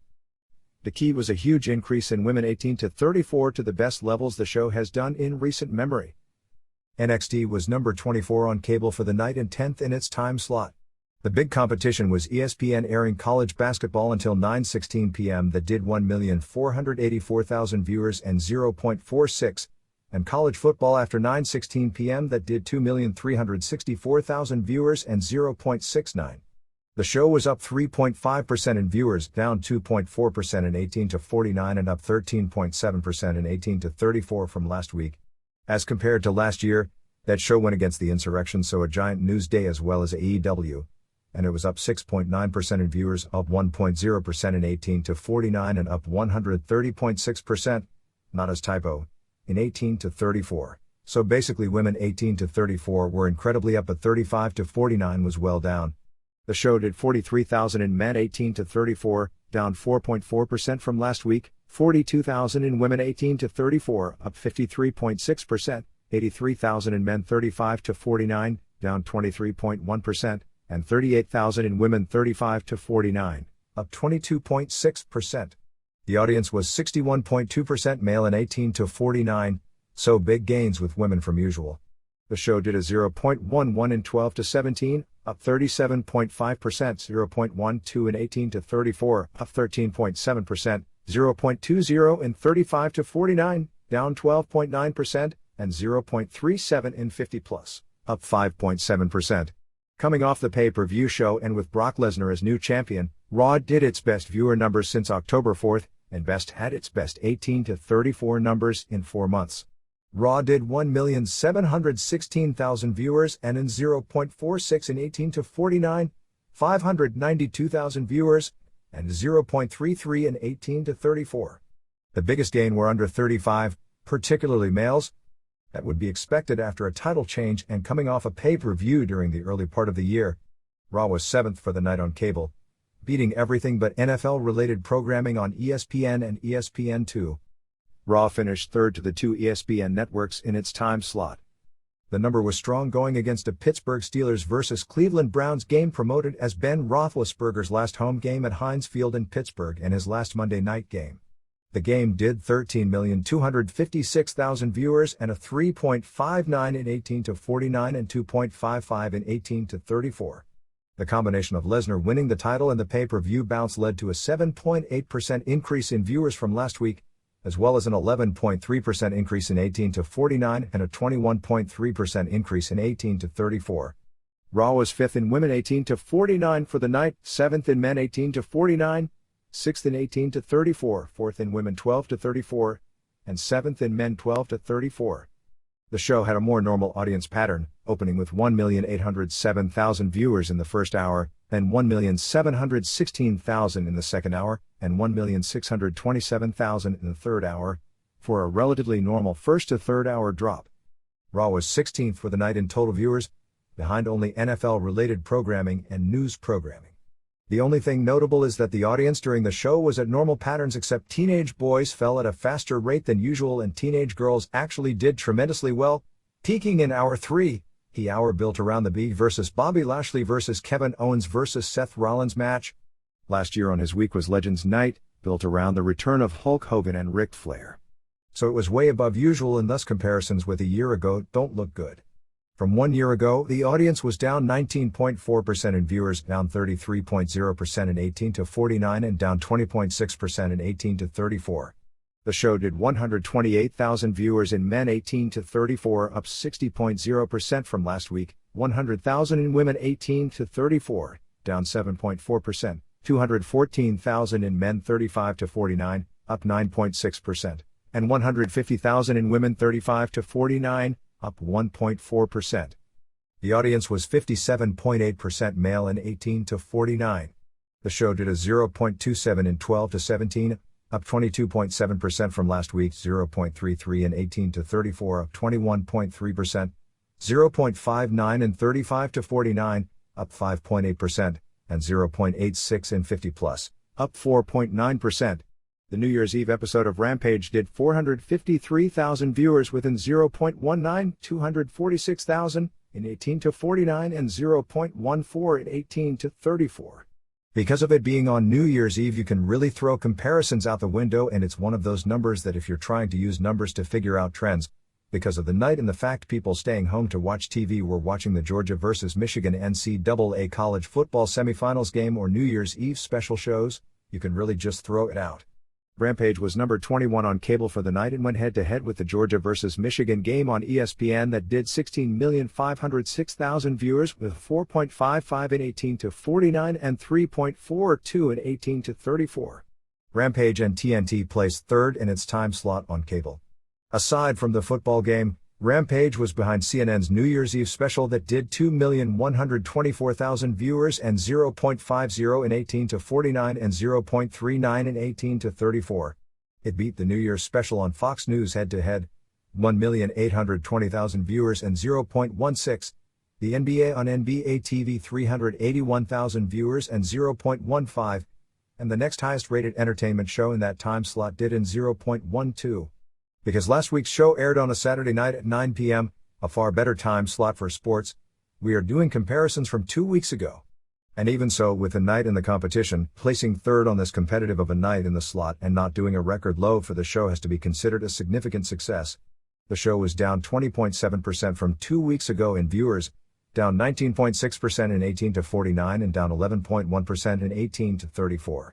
The show did 59,000 viewers in men 18-34, down 6.3% from 2 weeks ago, 37,000 in women 18-34, down 17.8%, 111,000 in men 35-49, down 20.7%, and 39,000 in women 35-49, down 32.8%. The audience was 69.1% male and 18-49. In the quarters, Darby Allin vs. Anthony Bowens did 490,000 viewers and 263,000 in 18-49. It was the high point for total viewers, 18-49, male 18-49, female 18-49, 18-34, male 18-34, 35-49 and women 35-49. The hook video and most of the Anna Jay and Tay Conti street fight against Penelope Ford and the Bunny did 432,000 viewers and 244,000 in 18 to 49. It was the high point in women 18 to 34. A key takeaway here is that the social hype going in of how great the street fight was didn't keep it from dropping from the opener, nor did the blood grow the audience in any noticeable way like it did with Britt Baker vs Thunder Rosa, but this was also a night with very difficult competition. The end of the street fight, and the Adam Page/Bryan Danielson promotional video did 432,000 viewers and 234,000 in 18 to 49. The Cody Rhodes vs Ethan Page TNT title match grew to 459,000 viewers and 241,000 in 18 to 49, and was the high point with men 35 to 49 and showed the most growth of any segment. The show did in 0.09 in 12 to 17, up 12.5% from 2 weeks ago, 0.14 in 18 to 34, down 11.1%, 0.24 in 35 to 49, down 24.2%, and 0.16 in 50 plus, down 20.0%. SmackDown on New Year's Eve was moved to FS1 and had a top 10 moments of the year special. Because of that, it drew the lowest numbers in the history of the show and numbers that again should be thrown out as far as comparisons go and considered completely meaningless. It was also the oldest audience in the history of the show with a median age of 58.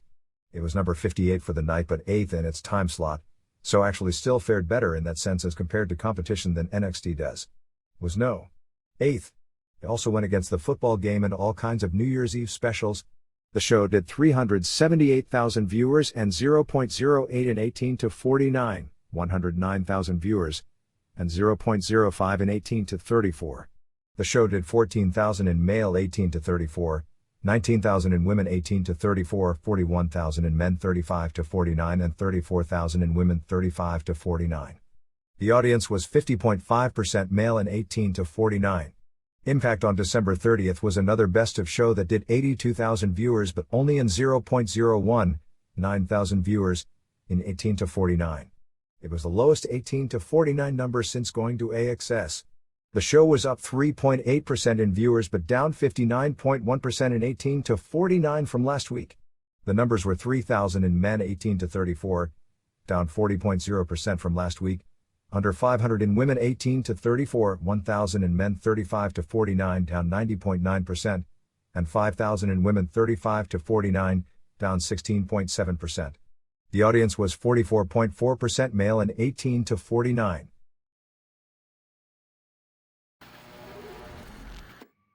CMLL, there were a number of key absences on weekend shows that were likely COVID-related, even if not announced. For the January 1st Arena Mexico show, they did announce that Ultimo Guerrero and Volador Jr. were off the show a day or two earlier and would be replaced by Titan and Negro Casas in a 6-man. In addition, Paul Vora, one of the wrestlers in the Cage of Death main event, was announced right before the match started that he had tested positive for COVID. It's highly unlikely as impossible to believe the promotion just found out right before the main event started. It's also not like anyone wasn't going to attend the show if Paul Vora wasn't there, and that announcing it would lead to people not coming. Disturbio lost the Cage of Death, where the goal was to escape the cage and the last 2 men left in would have a one-fall match with the loser losing his mask or hair. Those escaping in order were Coyote, Akuma, Espiritu Negro, Sangre Imperial, Audas, Okamura, Pegaso, Stigma, and Nitro. So it came down to Dulce Gardenia versus Disturbio, with Gardenia winning by submission and Disturbio losing his hair. Gardenia may have been injured earlier in the show when the fireworks went off with him on the cage. Mystico and Soberano Jr. and Titan beat Atlantis Jr. and Gran Guerrero and Negro Casas.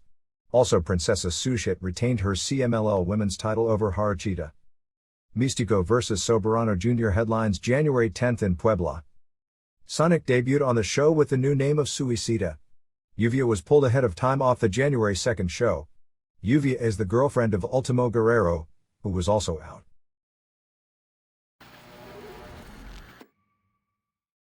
AAA in another sign that the lawsuit by Lucha Underground is almost if not settled. The AAA Facebook page is back available in the US. Conan on his podcast said that Killer Cross and Scarlett Bordeaux are expected to be coming in. Conan has always been super high on Cross. Dragon Lee cut a promo talking about all the titles he's won and that he's going after the Mega title, the Cruiserweight title, the Latin American title and the Tag Team titles. A March 19th show in Saltillo has LA Park vs Psycho Clown vs Pagano vs Cibernetico on top and El Hijo del Vikingo vs Bandito vs Laredo Kid.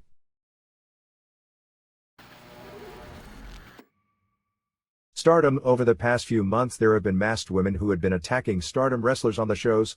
It actually started 4 months ago. On a pay-per-view show, a masked wrestler came to the ring and was beating up all the green girls. That was Julia, who later unmasked and made her in-ring return on December 29. A month ago, 2 more masked wrestlers appeared. The other 2 unmasked on the January 3 show in Tokyo at Bellator Shinjuku Grand, which aired live on YouTube before a sellout 430 fans. They were Mirai Mayumi and Thelka. Mayumi was with Tokyo Joshi Pro Wrestling, and left the promotion in September. She's 22 years old and a 3-year pro. She was friends with Unagi Sayaka and Mina Shirakawa when they were with Tokyo Joshi Pro. Thelka is from Austria. She's 28 and was with Ice Ribbon, and left that group in November. She's been wrestling for 5 years. She speaks perfect English. She was also friends with Julia when both were in Ice Ribbon before Julia came to Stardom. They joined Julia in the main event in the Donna Del Mundo group. They debuted in a trios match over Cosmic Angels Tam Nakano and Sayaka and Mai Sakurai when Thelka pinned Sakurai after the Poison Spider drop.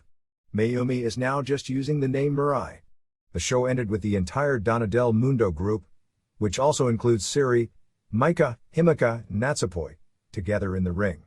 After Rina and Ruaka and Starlight Kid beat Waka Tsukiyama and Lady C and Mina Shirakawa in the opener, Kid said her team wanted a shot at the Artist of Stardom belts held by Maika and Himeka and Natsupoi. The Oedo Tai group all beat down AZM, which leads to AZM vs Momo Watanabe. Lady C ran in to save her and Stars, so Lady C was asked to join Stars. January 3 was also the night of the 2021 Stardom Awards. Utami Hayashishita was named MVP, as she held the main belt from the start of the year until December 29. The March 3 match with Tam Nakano vs Julia Hare vs Hare was named Match of the Year, not Hayashishita vs Siri, which was something of an economic game changer, and the match almost everyone saw as the best. Basically they like to spread the awards around, which is Japanese tradition. Azuki and Koguma were named Tag Team of the Year. Oedo Tai was named Best Faction. Siri was named Outstanding Performer. Sayaka was given the Fighting Spirit Award. Sayaka Mitani was named Best Technical. The fans voted Starlight Kid the Shining Award and Mayu Iwatani got a special award. Julia and Siri defend the Goddesses of Stardom titles on January 9 at Korakuen Hall against Hazuki and Koguma.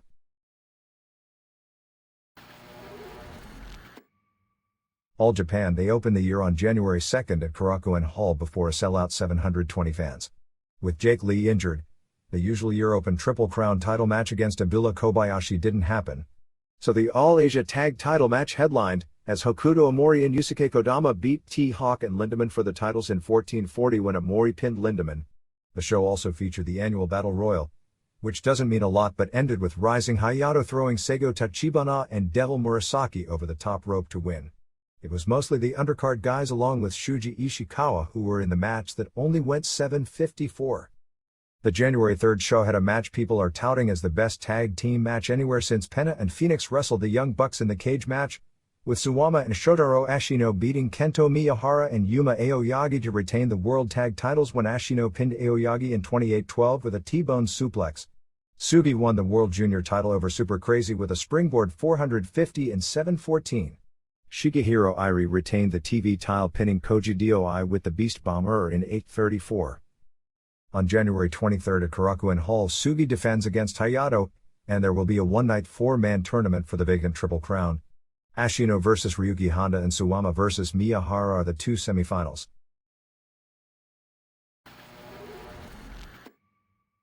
Pro Wrestling Noah. They ran Korakuen Hall on December 27 and drew 411 fans as Takashi Sugiura beat Masakatsu Funaki in 9:51 with an Olympic slam on a show Sugiura produced. They also had a 30-minute draw with Masato Tanaka vs Kazuyuki Fujita. January 4 at Korakuen Hall before 405 fans saw Hayata and Yoshinari Ogawa keeping the junior tag titles over Yohei and Kotaro Suzuki in 1927 when Hayata beat Suzuki. Kiyomiya pinned Shiozaki with a Tiger Suplex in 1332, and that win should probably give Kiyomiya a shot at Katsuhiko Nakajima title. Although Masa Kitamiya is now also in line because Kitamiya and Namichi Marufuji and Yoshiki Inamura and Daisuke Harada and Hajime Ohara beat Nakajima and Kainu and Manabu Soya and Tanosuke and Alea when Kitamiya pinned Nakajima after Saito suplex. They also ran Korakuen on January 5 and drew 373 fans, with Kainu keeping the national title over Harada in 10:55. Masakatsu Funaki will be Kainu's next challenger. The main event was a 10-man with Shiozaki and Kiyomiya and Kitamiya and Daiki Inaba and Yoshiki Inamura over Keiji Muto and Marufuji and Tanaka and Sugiura and Kazuyuki Fujita when Kiyomiya pinned Tanaka with a tiger suplex in 1938. The January 6th show in Yokohama saw a series of junior heavyweight tag matches leading to a rumble where Harada pinned Suzuki to earn a shot at Hayata's title.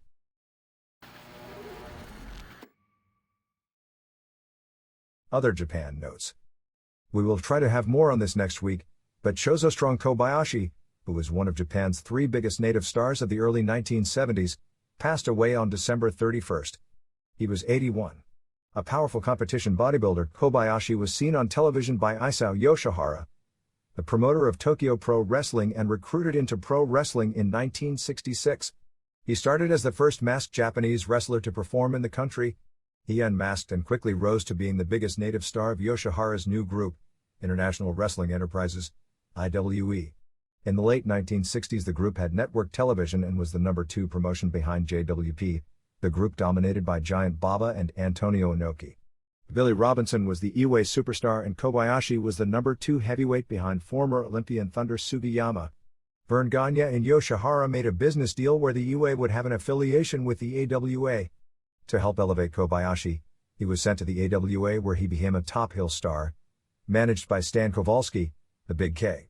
He got several title shots at Gagne's AWA title. He was also the guy who first got Billy Robinson over in the AWA. The AWA TV was an almost all squash show. Robinson debuted and people thought he was just a new job guy to lose to Kobayashi. However, Kobayashi started freaking out seeing Robinson. It was never explained about their past in Japan until later, after Robinson stunned everyone by pinning Kobayashi on television and becoming an instant babyface headliner. While in the US, Kobayashi beat Big Bill Miller to win the IWA World Heavyweight title, which was Iway's main belt, so when he returned to Japan, he had replaced Sugiyama as the company's top star. For the next few years he was champion and beat many of the top AWA stars, as well as other international stars like Monster Rusimov, a young Andre the Giant, and Don Leo Jonathan. With him being the star of a national primetime show, he was a big celebrity. Then, in a shocker, he quit the promotion. New Japan gave Kobayashi a much bigger money deal to join the promotion, but it was kept quiet. Instead, he showed up one day to challenge Inoki. It was basically the world champion from one group versus Inoki, a similar deal to the famous Muto versus Takada match in the 90s. The December 12, 1974 match at the old Sumo Hall in Tokyo was by far the biggest match New Japan had up to that point. It was very much the Japanese version of Ali Frazier with the two world champions, and the television audience for the match was 25 million people. Inoki won, and as part of the deal, Kobayashi became a New Japan regular. Throughout the 70s, Inoki was the top star in the group, and judo champion Seiji Sakaguchi and Kobayashi were the other two top stars, often tag team champions. A lot of wrestlers hated working with him because he was known for grabbing the crotch of opponents subtly during matches. Bad News Allen noted that he would yell at him, he'd apologize, but then he'd do it again. He once stuck his finger up the ass of judo gold medalist Willem Ruska, who was a Dutch street fighter who was probably one of the baddest unarmed men in the world in the 70s, who got furious at him for it. He wrestled in a number of U.S. territories, including a few WWF stints. He was more a mid-level heel, as he did get WWF title matches with Bruno Sammartino. He was never in the main event in Madison Square Garden. He also was a masked heel, a Korean assassin, as part of Gary Hart's army in Florida during the first babyface run of Dusty Rhodes. He was one of those guys that the hardcore fans knew was a major star in Japan, and when he'd come to the US, people were mostly underwhelmed. The AWA run was really the only place he got over as a top star in the US. Big Japan and DDT had their traditional New Year's Eve tournament at Korakuen Hell, drawing a sellout of 655 paid. This year they did a trios tournament. It had a unique twist. If a match went to a draw, teams would go into sudden death, but pins would be 1-count pins instead of 3-count. They did that twice, including in a semifinal match. Hiroshima of DDT and Daichi Hashimoto of Big Japan and Kengo Mashimo of K-Dojo won the tournament over Konosuke Takeshita of DDT and Yuji Okabayashi of Big Japan, and Kishinbo Kamen when Hiroshima beat Kamen with the Samato in 16-19. The first semifinal had Hiroshima and Hashimoto and Mashimo over Chris Brooks and Takuya Nomura and Minoru Fujita. The second was Mao and Yasufumi Nakano and Shigehiro Irie go to a 15-minute draw with Takeshita and Okabayashi and Kamen. So they did a one-count rematch where Kamen pinned Mao in 44. During the show they announced the Japanese Wrestling Independent Awards.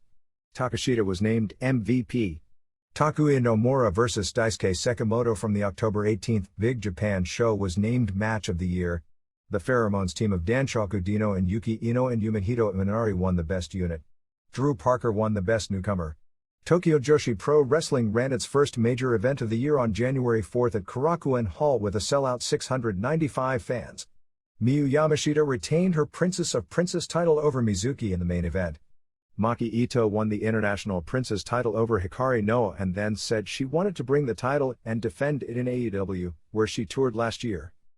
Big Japan ran its own show at Korakuen Hall on December 30 before 505 fans, where Sekimoto and Okabayashi retained the tag titles over Nakano and Ryota Hama when Okabayashi pinned Nakano after a splash.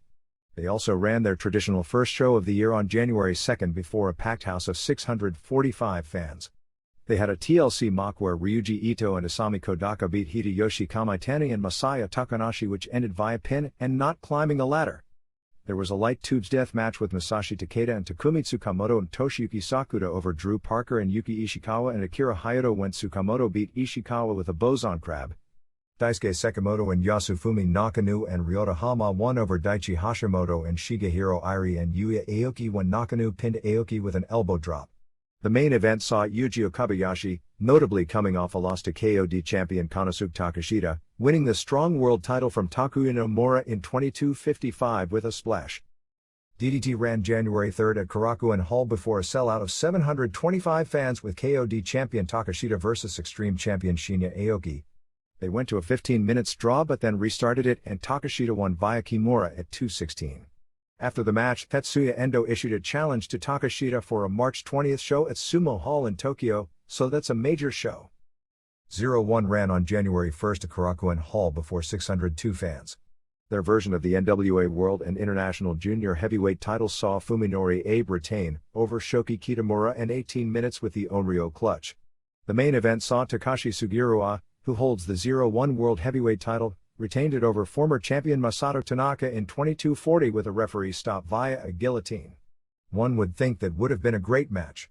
01 has booked Sumo Hall on April 10 for a show that will include Yuji Hino, Yumehito Imanari, Yuji Okabayashi, Alexander Otsuka, Yuko Miyamoto, Isami Kodaka, Jun Kasai, Hirotaka Yokoi, Yuji Nagata, Satoshi Kojima, and Hiroyoshi Tenzan.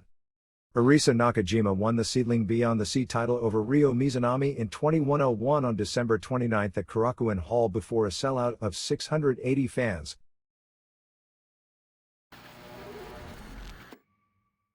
Here and there. A few more notes on the death of Mike Kirchner. Kirchner had largely left pro wrestling behind. He suffered a heart attack and his wife, who has a medical background, was unable to revive him. He was part of the 80s WWF, going from a job guy to a push guy because with Sergeant Slaughter gone, Vince McMahon was looking for a new military man babyface who could be a big star. Pat Patterson came up with the idea of a Rambo character and McMahon somehow found out Kirchner spent time in the military. He was way too green at the time. Even though fans in that era were not into work rate or match quality, his stuff didn't look good enough and in time they stopped pushing him. He was a favorite of the Hulk Hogan group because he was a bouncer and real-life tough guy, and so that earned him respect. He had the second career in Japan. By that time he was experienced enough and was actually a huge hit in the Leatherface and later Super Leather role. Even though he came back to wrestle as Super Leather after his assault conviction, there were attempts over the years to bring him back with new promotions, and he wasn't able to get a visa in Japan because of his prior conviction later on. The last attempt was in 2016 by Yukihiro Kanemura, who was starting a new group. He lived the lifestyle, the drinking, the cocaine, the steroids, so that likely wasn't the best thing for his heart long term. He did clean himself up later in life, but he had a lot of stress because he was working in fracking and COVID took a lot of work away from him. He still sold old Japanese merchandise to make money. One year at WrestleMania he went to a convention and one day dressed up as Corporal Kirchner and the next day as Leatherface. He and the original Mr. Pogo were very close throughout his career, but Kirchner said something on a shoot interview about Pogo blading somebody in a match against their will, and Pogo strongly denied the story was true and they had a falling out. Nick Aldis signed a new one-year contract with Billy Corgan and the NWA. He had interest in AEW and had talked with Christopher Daniels about it after his contract expired last week. His new contract is both as a wrestler and also working behind the scenes in editing and producing content. He said that his Legacy Sports Nutrition company is doing well and he's spending more time on it, and the NWA deal made the most sense for him as far as quality of life went in time. Bruce Pritchard, and he had a public issue when Pritchard knocked him, so it isn't that WWE was or wasn't an option, because his look itself is exactly what they are looking for in their wrestlers now, but he's 35 and they're trying to hire young and he'd have to go to NXT, so the age wasn't a good fit. Although he's roughly the same age as Karrion Kross, who they had huge plans for before they changed their minds. In other NWA news, they announced they would be going from 4 pay-per-view shows per year to 6, and that NWA Power, which they had moved from YouTube to a pay-per-view service on Fight, will be back on YouTube 3 days after it first airs on Fight. They're creating an NWA All-Access plan as a $4.99 streaming service and $49.99 per year. This would give first-day access to NWA Power, all 6 pay-per-view shows during the year, and a new weekly series called NWA USA, which will be focused on the junior heavyweight division. Power will continue to air on Fight on Tuesday at 6:05 p.m. and go up Fridays on YouTube. NWA USA debuts on January 8th at 12:05 a.m. Eastern, so just after midnight late Friday nights, and the first shows will be built around a tournament for the revived NWA World Junior Heavyweight Championship. The Trago/Thez Hall of Fame announced that Mike Rotunda would be inducted at the ceremony from July 21st to July 23rd in Waterloo, Iowa. Rotunda also wrestled as IRS Mike Rotundo, Michael Wall Street VK Wall Street in a career from 1981 to 2004 and spent years working as a producer in WWE.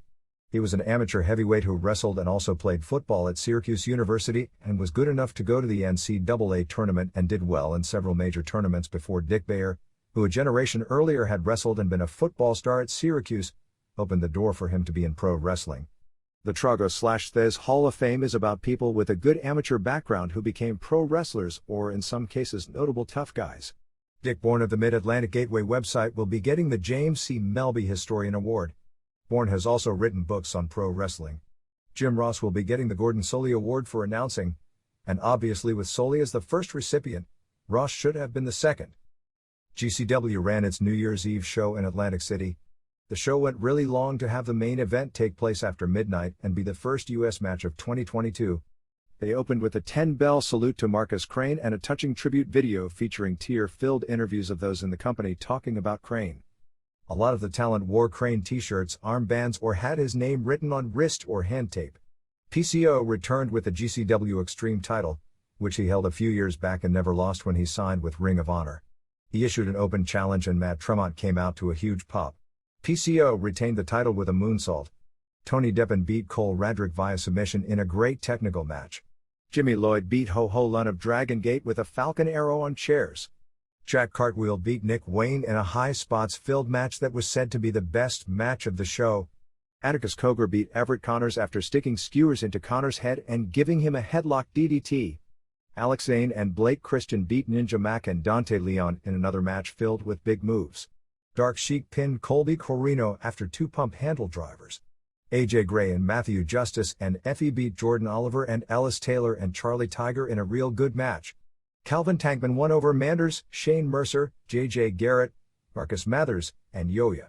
Ali Catch beat Charlie Evans. G. Raver beat Akira in a bloody deathmatch main event.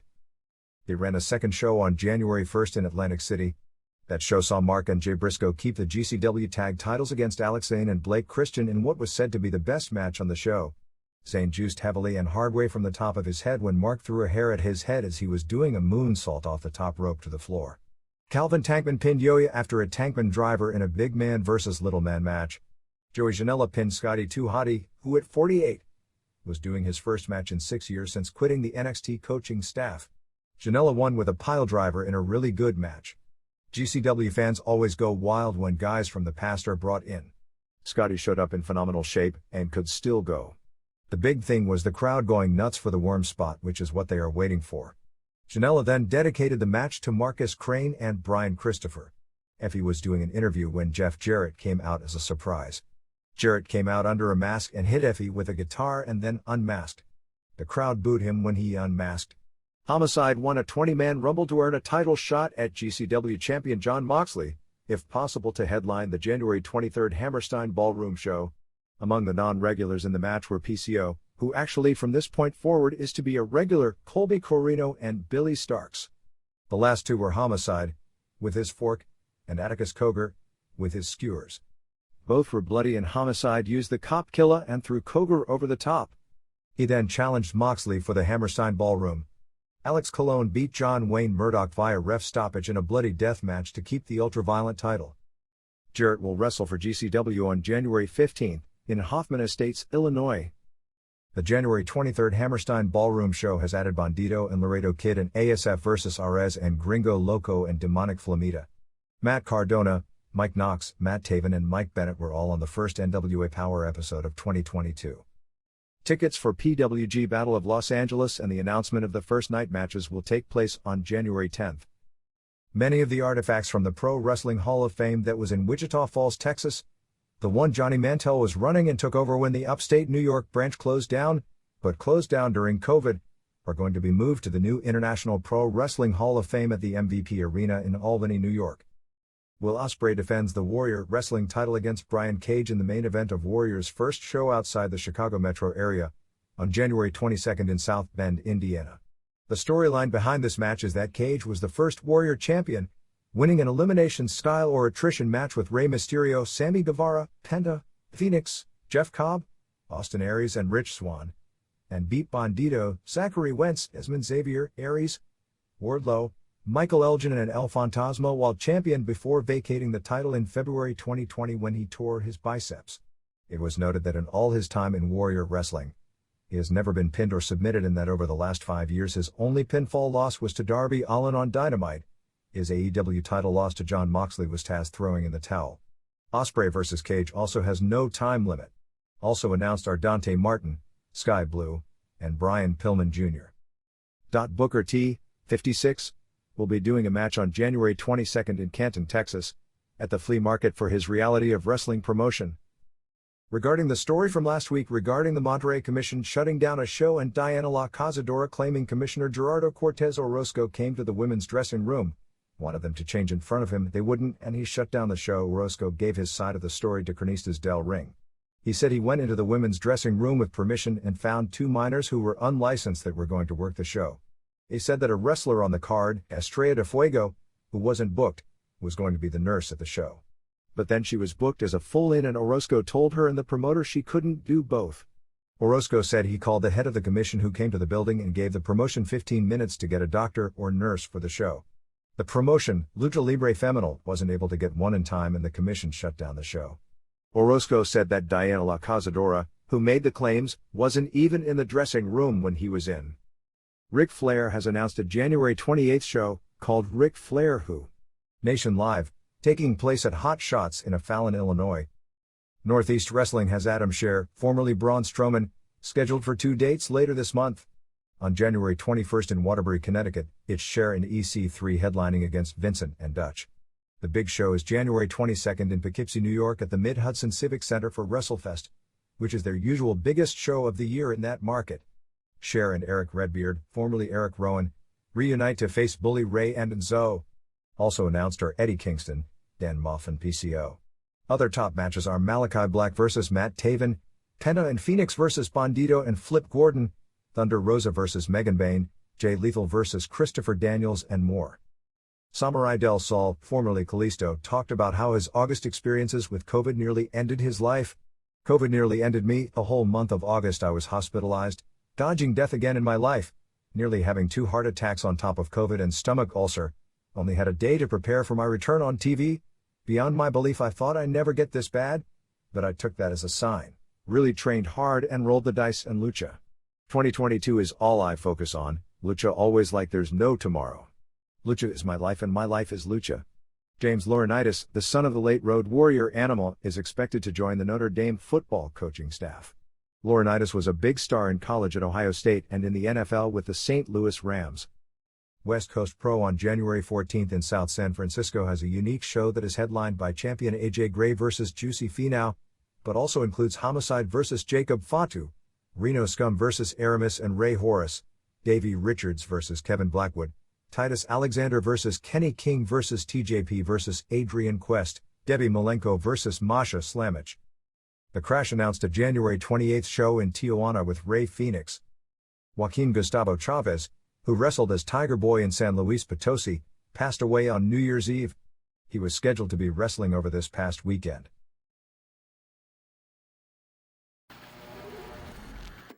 Europe. Progress Wrestling was sold to Lee McAteer, the founder of Wrestling Travel and Tranmere Rovers director, and Martin Best, also a Tranmere Rovers director. They announced the two purchased 100% of the company and it would be starting back with a show on January 23.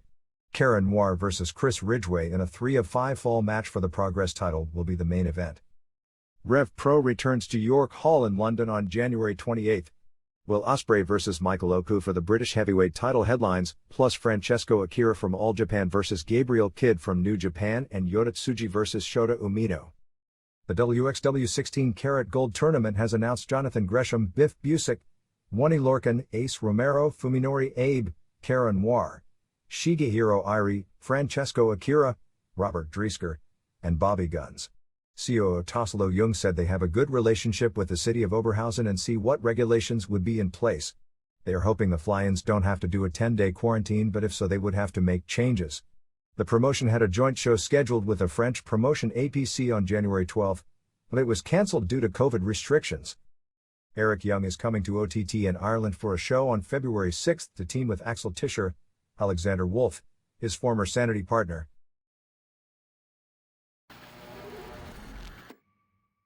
MLW, Mads Kruger was announced as signing a multi-year deal. He also faces Jacob Fatu on the next tapings.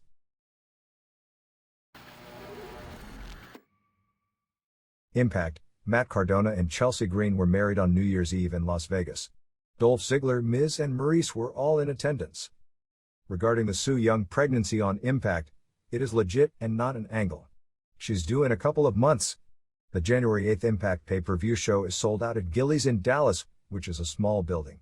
The card has Moose vs. Matt Cardona vs. W. Morrissey for the Impact title. Mickie James defends the Knockouts title in a Texas Death match with Deonna Purrazzo, the first Women's Ultimate X match with Jordynne Grace, Tasha Steelz, Lady Frost, Alicia Edwards, a late replacement for Rachel Ellering. Chelsea Green and Rosemary Jonah vs. Josh Alexander, Jonathan Gresham vs. Chris Sabine for the Ring of Honor title. Trey Miguel defends the X title against Steve Macklin, and if Macklin doesn't win he can't get another shot at the title as long as Miguel is champion. And a hardcore rules match with Carl Anderson and Doc Gallows and Joe Doering and Eric Young and Diener vs. Heath and Rhino and Rich Swann and Willie Mack and Eddie Edwards. Matt Stryker, who had been the lead announcer, was let go this past week. Management wasn't happy with his performance. That this is something that had been in the works for months. There is no word on the replacement, but obviously something is in the works since they are doing a pay-per-view and television this week. Rohit Raju's contract has expired as of the end of the year and is now a free agent.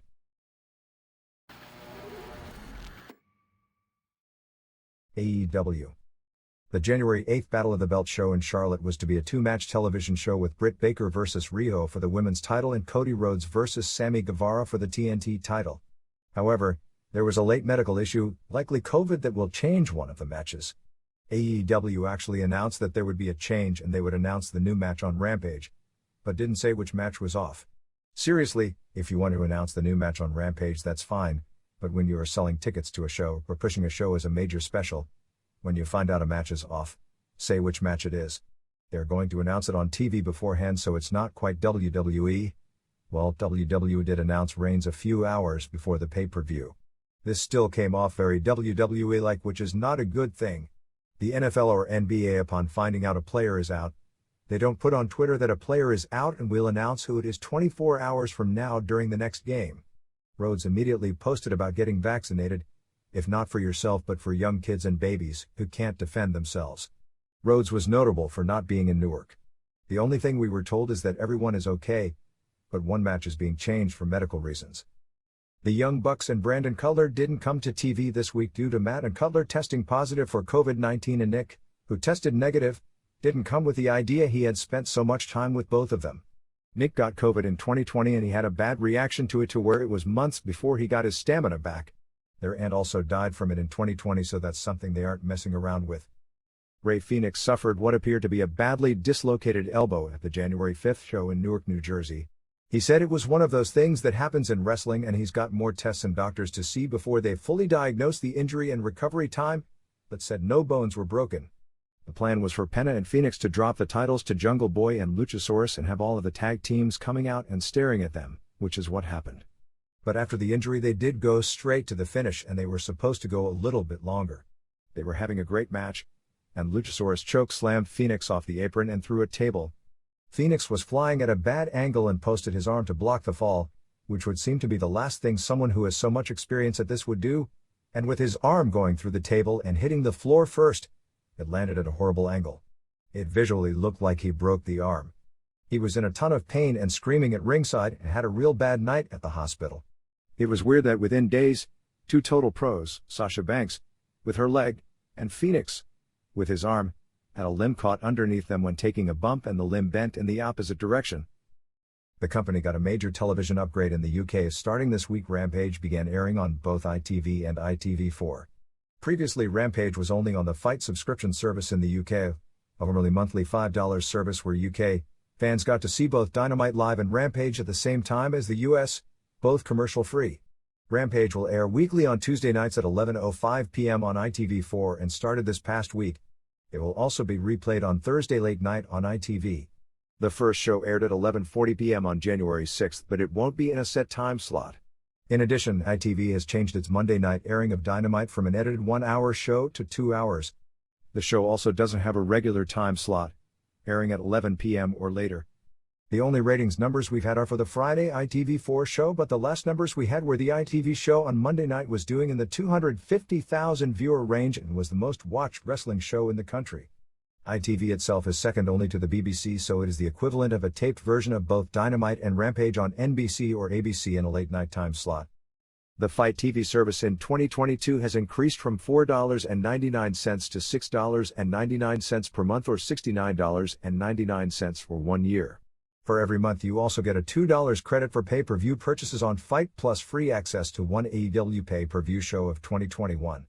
The service offers all AEW programming for the year except for the PPVs, which have to be purchased separately, but has the TV shows when they air in the US rather than waiting for the 1 day or so delay before ITV puts them on its streaming service or the 2-day delay for Dynamite and 4-day for Rampage for television.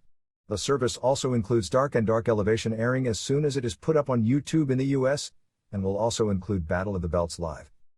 The only thing announced for the January 12th Raleigh show is CM Punk vs. Wardlow, Hikaru Shida vs. Serena Deeb and Powerhouse Hobbs vs. Dante Martin. Obviously they'll have something big added. The actual number for the December 29th show at Daly's Place in Jacksonville was 3,500 paid and 3,800 in the building. The paid was the highest for a Dynamite in Daly's Place, third highest they've done in the building behind the Double or Nothing pay-per-view in 2020 and the first Fight for the Fallen show, and the number in the building was just slightly below the 3,900 for the January 1st, 2020 Dynamite. Regarding Revolution on March 6th at the Edition Financial Arena in Orlando, as noted last week, the show is sold out. As of this week, of the 6,866 tickets out, of those 1,064 are available on the secondary market, which is a number about what you'd expect, but that also is why secondary market prices are normal level for a regular show, $47 get in price, even though it is sold out. Tony Nese, 36, has officially signed a full-time contract here. Another new signing to a full-time deal is Jake Atlas, Kenny Marquez, 27. It was expected Atlas would be signed last week, but it wouldn't be announced until after his debut match aired on Dark Elevation on January 3rd, and the signing was announced the next day. It's an interesting story. After the Battle of Los Angeles in 2019, where Atlas was stood out as much as anyone in a field that included people like Dragon Lee, Bandito, Rey Fenix, Jonathan Gresham, Jungle Boy, Jeff Cobb, Penta, Brody King, Orange Cassidy and Daisuke Sekimoto, he basically was going to end up in WWE or AEW. His friends pushed for AEW, feeling he'd do better there. But his childhood goal was WWE. Some even noted the best thing for him at his age was to go to AEW, with the idea he'd progress as a star faster so that in 3 years if he wanted to go to WWE, he'd be going as an established national star with name value and not as an indie guy. He went to WWE and had to largely change his game, went through a period of depression, even up cut and then retired. After the announcement was made, Atlas wrote, "If only everyone knew every detail leading up to this. This means everything to me. Cliché, but I really have a lot to prove now.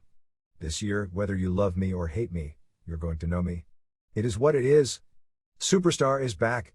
Then, on January 5th, in his second match, a match taped for Rampage with Adam Cole, he appeared to blow out his knee. It was a total fluke as it appeared to come from a super kick to the knee by Cole, which is a routine move. But he went down and couldn't get up. The finish of the match was to be the Panama Sunrise, but he couldn't get up when Cole was on the middle rope ready to do the move. So Cole had to get off the middle rope and do a knee-lock submission that came off flat, but there was no other alternative. Atlas needed to be helped to the back. The last word was that he would be undergoing an MRI to find out the extent of the damage, and obviously the hope is that he can avoid surgery.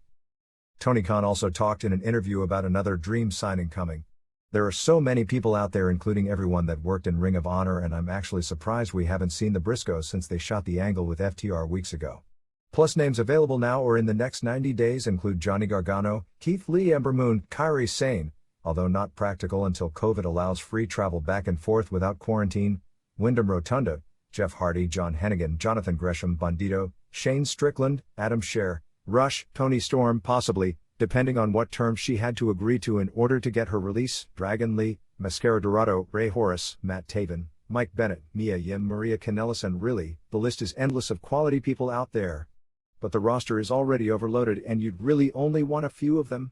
Still, to me, you have to give Gargano, Lee, health permitting, Moon and Bandito shots. I'd say Dragon Lee as well, but I know of key people who were negative on him based on the Cow Palace show years ago and Hiromu Takahashi's broken neck, but that also was a long time ago. And you know they are going to bring in Jeff Hardy because that's how wrestling works. And their crowd will love Hardy. I just hope Hardy's vs Young Bucks ends up as a longer program than Young Bucks vs FTR, with months of a weird build, one of the best tag team bouts ever in the US, and then poof, it was gone and never happened again. The January 26th show in Cleveland will be called Beach Break, because there's no city in the country that makes you think of sparkling beaches than Cleveland. The Wolstein Center is actually not far from Lake Erie, so technically it's not far from a beach, although when I think of beaches, Lake Erie isn't the first place that comes to mind. Khan also said they will be doing some West Coast shows in May leading up to Double or Nothing in Las Vegas. Big Swollen talked about leaving the company, complaining about not getting enough ring time, women not getting enough ring time, and not enough people of color being pushed. On her podcast, she said, "My heart just stopped being in it as the reason why I left AEW. I felt like there were a lot of things, and I told them in my exit interview, there are a lot of things that need to change. I know fans of the company don't take criticism well sometimes. Certain ones know this is somebody from the inside, the structure is a little off. It's fine to be loose, but I like to have a little bit more structure. I felt like the women shouldn't have gone through everything they went through just to get on TV or get time. You're signed to this big company, you should get time. All these men are getting time, but the women weren't getting anything, or you're not putting people on TV because more people are coming in. Okay, there are more people coming in, but you don't have enough product for all of these people. Now you have all these people sitting around having 2 or 3 minute matches on Dark doesn't keep me happy. Shoveling more money doesn't keep a person happy. We've seen time and time again, especially in a place where there's not enough space. There's no writers in a sense. Not everyone is comfortable writing their own things. Closed mouths don't get fed. That's exactly what that environment is. If you are shy and don't know how to write or are not creative, it's not going to work unless they want it to work for you. That's one of their biggest issues. Outside of lack of structure, the biggest issue, which is diversity. I do not beat around the bush when it comes to diversity and my people. There is no representation, truly, and when there is, it does not come across in the black community as genuine. At all. I don't know why everybody is so afraid to accept it or say it, but it's not a good look. What happens is you have this wonderful company that treats people like family, but there is nobody that looks like me that is represented at the top and in the room with them. They are not helping to necessarily influence decisions, but to explain why certain slang and certain words shouldn't be said. There is no one else who can explain our culture and experience except for us. I knew something was up when my daughter, who loves watching wrestling, she would watch AEW all the time and seldom watched WWE. She's not a big fan unless Dad, Cedric Alexander, was on TV, which stopped happening after they botched the Hurt Business. She would say, "Mommy, there is nobody that looks like me on AEW."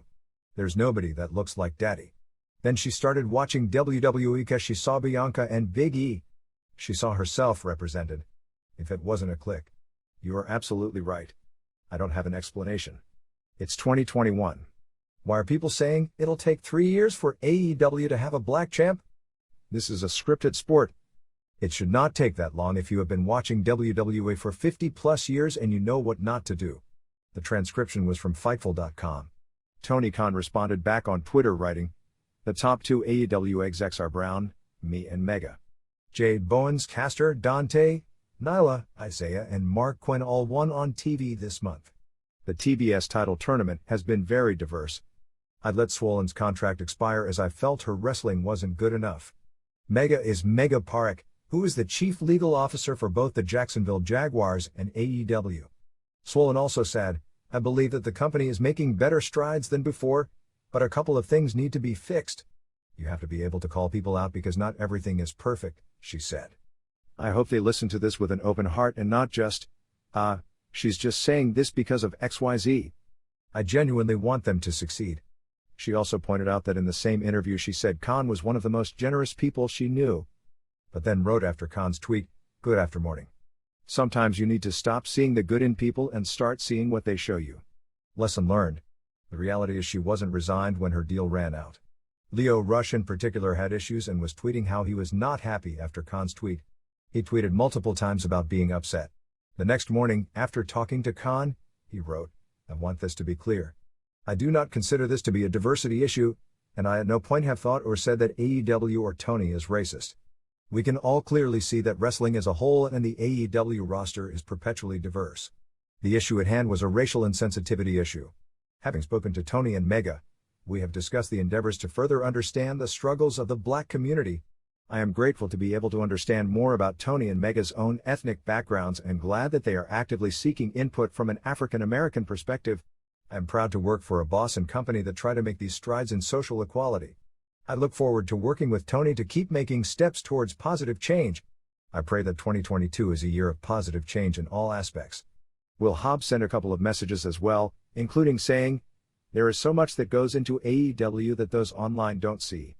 It often flies under the radar that Tony and Mega are people of color, and having them in charge of AEW represents progress for pro wrestling. I see firsthand how hard they're working to make wrestling more diverse. I want you all to know that I consider Tony and Mega family, and I'm disappointed to see their efforts dismissed. People have no idea the time and effort it takes to put shows on and to make AEW an open environment where people like me are seen and heard. Tony works hand in hand with people of color on the roster all the time about their story ideas, input, matches, etc. Not every idea will work, but every idea is listened to and valued. My personal voice has been heard and I've had input for many of my opportunities. As a black male, I plan on using my voice to do what I can to make sure that this company is diverse. I'm also very aware that diversity comes in many forms: women, black, Latins, East Asian, Southeast Asian, LGBTQ+, and more. The more diversity, equity, and inclusion we can build in wrestling, the more fans we can engage with, and the more fun we can all have together. AEW is a young company led by people of color heading in the right direction. I'm proud to be a part of that momentum, and I know my colleagues stand beside me when I say that. There are so many issues to discuss here. WWE does have a lot of ethnic diversity because of 2 reasons. First, they over-index historically with certain minorities, including people of color, and absolutely have tried to get people of color on television, whether it be as performers and announcers. Second, there are attempts to go international, so they are looking hard on Middle Eastern, Chinese and Indian stars as well as others in particular. But even so many they just put on the air to put on the air with the idea of pushing and then stopping pushing, but that goes with everyone. As far as women versus men, this is a tricky one. AEW has pushed that its product is to be the best wrestling you can get in the US, and they want to be the best in the world. Men are not inherently better wrestlers than women, but they've had more opportunities historically in the US, so there are far more quality male wrestlers, but that has changed in recent years.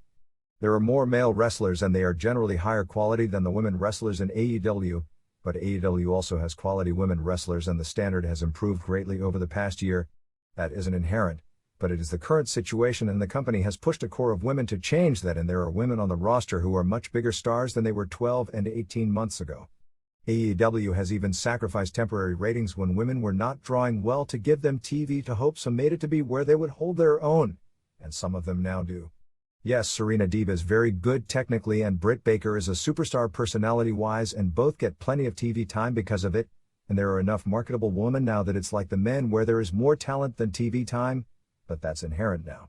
Just like with men, there are women who you want to see more of now that are cycled in and out of programs.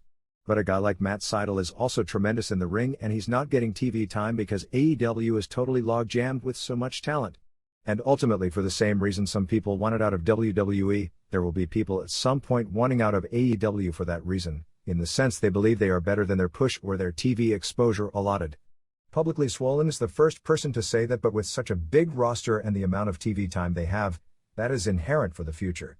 Swollen in particular did have charisma, and she was given chances. There's not a guy on the roster with her ability who would have gotten as much ring time as she got. That said, it's also irrelevant. She gave her feelings on the subject and has that right to say how she saw things.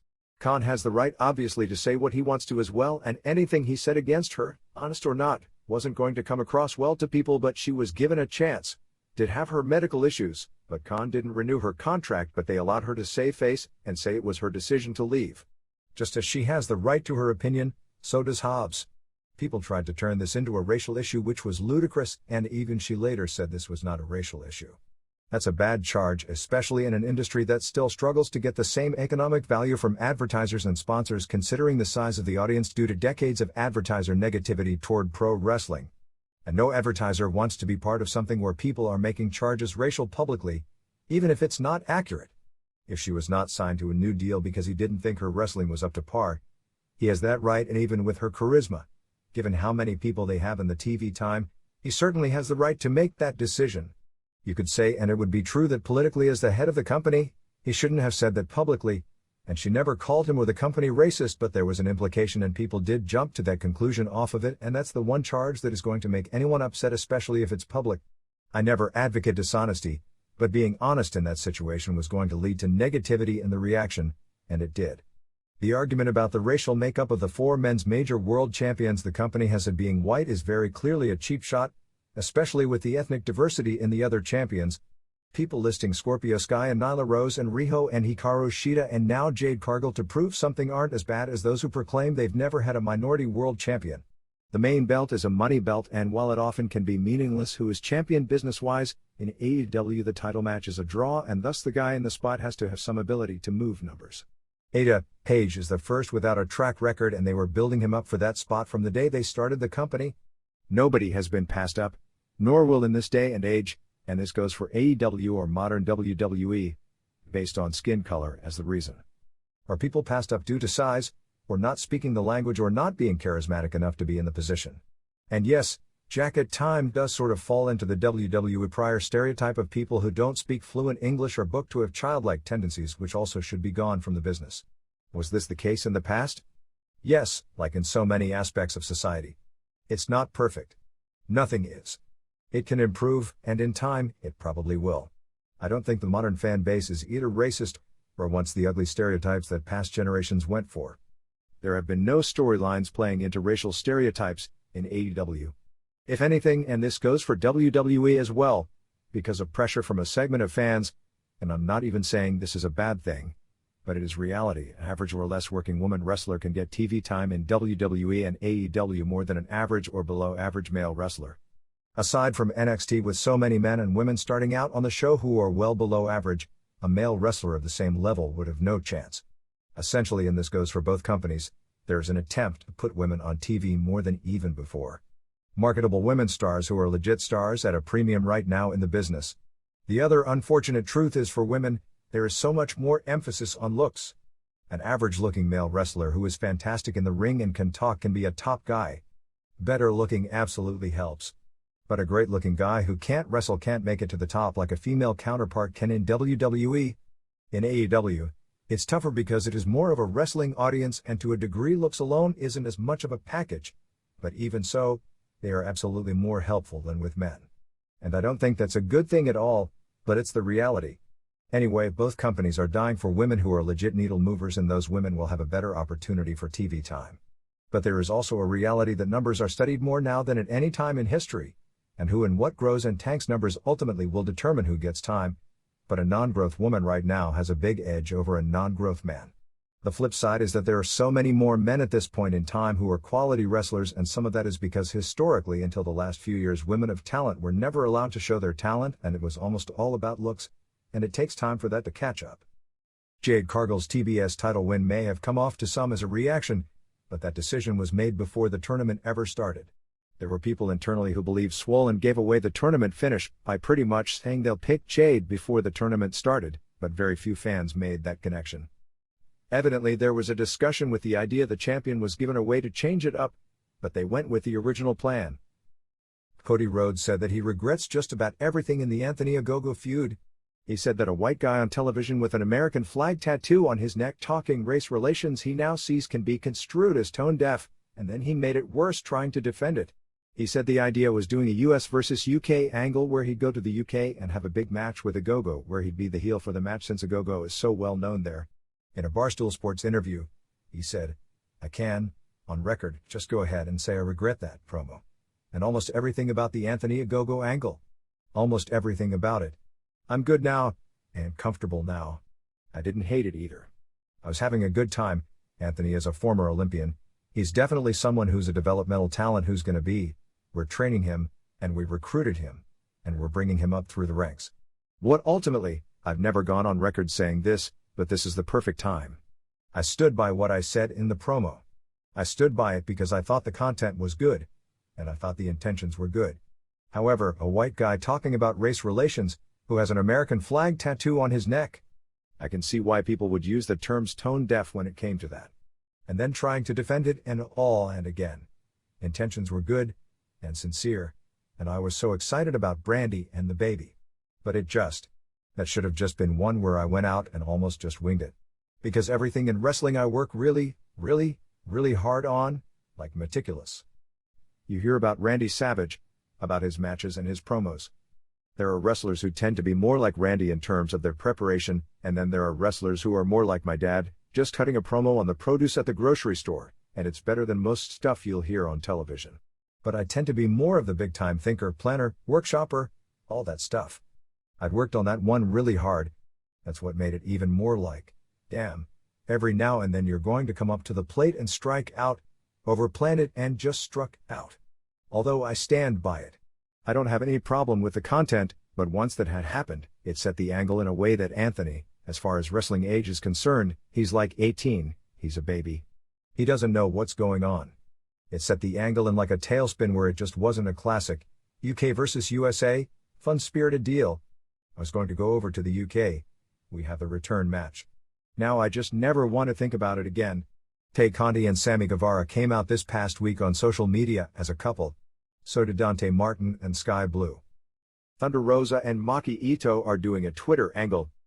After Kazuchika Okada said that he'd like a match with Bryan Danielson and CM Punk, Punk said, "Here's my address. Come see me." He then gave the address of the United Center. Upcoming shows and tickets out are January 8th Battle of the Belts in Charlotte at 5,238, January 12th Dynamite in Raleigh at 4,431, January 19th Dynamite in Washington, D.C. is at 3,674, 150 shy of capacity. January 21st Rampage in Washington, D.C. is at 2,888, January 26th Dynamite in Cleveland is at 5,004, February 2nd Dynamite in Chicago is at 4,210 and February 9th Dynamite in Atlantic City is at 3,872. Dynamite on Christmas Eve on ITV4 in the UK did 107,000 viewers with an 11:15 p.m. start. Given the night, that sounds fine. Marco Stunt hasn't been on the show for a while. It was even more notable when Luchasaurus and Jungle Boy won the tag titles and he wasn't brought in. He is still under contract and being paid, and AEW is trying to be different from WWE, is not releasing people who are under contract unless it's for disciplinary reasons. But there will be people not renewed when their deals come up if they aren't being used. This isn't to say he's one of them, but his never being used while his group just won the titles says something. When Paul White came out to Judge and left, it was noted to us that he was really having trouble moving, like his knees or legs are giving him problems. GCW promoter Brett Lauderdale along with Jimmy Lloyd and Marcus Mathers were in the front row at the Newark show. BTE, built around whether Kyle O'Reilly hit Adam Cole on purpose, did 165,000 views for the January 3rd episode, down 25.3% from the prior week. Dark Elevation on January 3rd with Andrade, Rio, Jay Lethal and Scorpio Sky did 276,000 views, up 3.0% from last week, and Dark on January 4th with Sammy Guevara, Anna Jay, Dante Martin and Powerhouse Hobbs did 277,000, down 1.8%. Notes from the January 3rd BTE show, which was built around the Young Bucks, Adam Cole and Kyle O'Reilly storyline. First they did a comedy sketch where the Young Bucks tried to double-team -1, and he not only caused them to knee each other in the shin trying a BTE trigger, but he reversed out of the Meltzer driver when Nick tried to come off a chair backstage. With them both down, -1 stole not only both of their tennis shoes but also Brandon Cutler's shoes. The crux of the show started backstage when the Cole and O'Reilly and Bobby Fish vs. Best Friends and Orange Cassidy match was going on. When O'Reilly accidentally knocked Cole off the apron with the knee, the Bucks thought he did it on purpose. They and Cutler went to the ring to check on Cole and got mad at O'Reilly. Cole told them that he didn't think it was on purpose. He thanked the Bucks for helping him. Matt said he didn't think O'Reilly giving him the knee was an accident and invited Cole out to Morton's Steakhouse. Cole said he thought he could trust O'Reilly, and Cutler said that in WWE he'd a blood feud with that guy in a 3 stages of hell match, and Cole yelled at Cutler for bringing up WWE notes from New Year's Eve Rampage. Darby Allin over Anthony Bowens was good. Allin won clean with the coffin drop. Andrade came out for distraction and Bowens hit Sting with the boombox and Max Caster hit Allin with a chain. So it looks to set up Acclaim versus Sting and Allin, or maybe a trios with Sting and Allin getting a partner. The heavily talked about street fight with Anna Jay and Tay Conti versus the Bunny and Penelope Ford match I had at 4.25 stars. Women doing heavy juice is not going to be a positive long term because the reality is sponsors are going to be less happy with that visual than with men. And sponsors for the most part don't want heavy blood, which is why WWE stopped doing blood. Men bleeding is also a small part of the reason AEW has gained with men and been hurt with women in comparison, and viewers per home are down. Anyway, one match on New Year's Eve won't make a difference, and doing this regularly would be a negative, but they've only done matches like this with women twice in the last year. Ford did a moonsault off the top rope to the floor and landed with a knee drop rather than a splash on Conti, who was on a table that didn't break. Ford also broke a bottle over Conti's head and she juiced. Jay hit Bunny with Bunny's brass knucks and she juiced like crazy. Jay suplexed Bunny onto a chair and that landing looked like it could do some real damage to the back. Jay had Bunny in a choke, but Bunny fell backwards and put Jay through a table. Ford gave Jay a stunner on a ladder on the floor. Jay superplexed Bunny on thumbtacks. Conti gave Ford a gotch piledriver off the apron through a table. Bunny went for a shot with the knucks on Conti. She actually slipped on the thumbtacks and Jay ducked. Bunny slipped and fell on the thumbtacks and Jay choked her out with barbed wire around her arm at 11:16. In the Cody Rhodes vs. Ethan Page TNT title match, it was very much the Cena deal with the "Let's go Cody, Cody sucks" chants. This was also a very good match. Notes from the January 5th show in Newark, New Jersey. The show, built around the Adam Page vs. Bryan Danielson title match, drew 7,800 fans and 7,500 paid, which is the lowest AEW has done since going to the flooded New York metro area market as the 9th show in a 4-month period, the most in that market since the boom period 20-plus years ago. It still handily beat the post-Christmas MSG show even with it being midweek, the Prudential Center being far harder to draw than MSG and the historical advantage of a holiday show. Of the WWE's 5 shows in the 4-month period, it was behind only the September MSG show that they super-loaded in Survivor Series. In an interesting note, for a variety of reasons, this was the first show ever where none of the EVPs, Cody Rhodes, Young Bucks and Kenny Omega, made the trip, and it was noted how surreal it was to start on TBS with none of the key wrestlers/execs who started the company and were there for the TNT run, nor no Pac or Moxley, and it was noted that when the company started on television, they were all groomed to be the top stars along with Jericho, who just returned at the show, and Page, who is now world champion and headlined the show. For Dark Elevation, it opened with Jay Lethal and Sonny Kiss over Jaden Bauer and Chris Bueller. Nyla Rose and Emi Sakura beat Sky Blue and Tina San Antonio, with Rose winning with the Beast Bomb.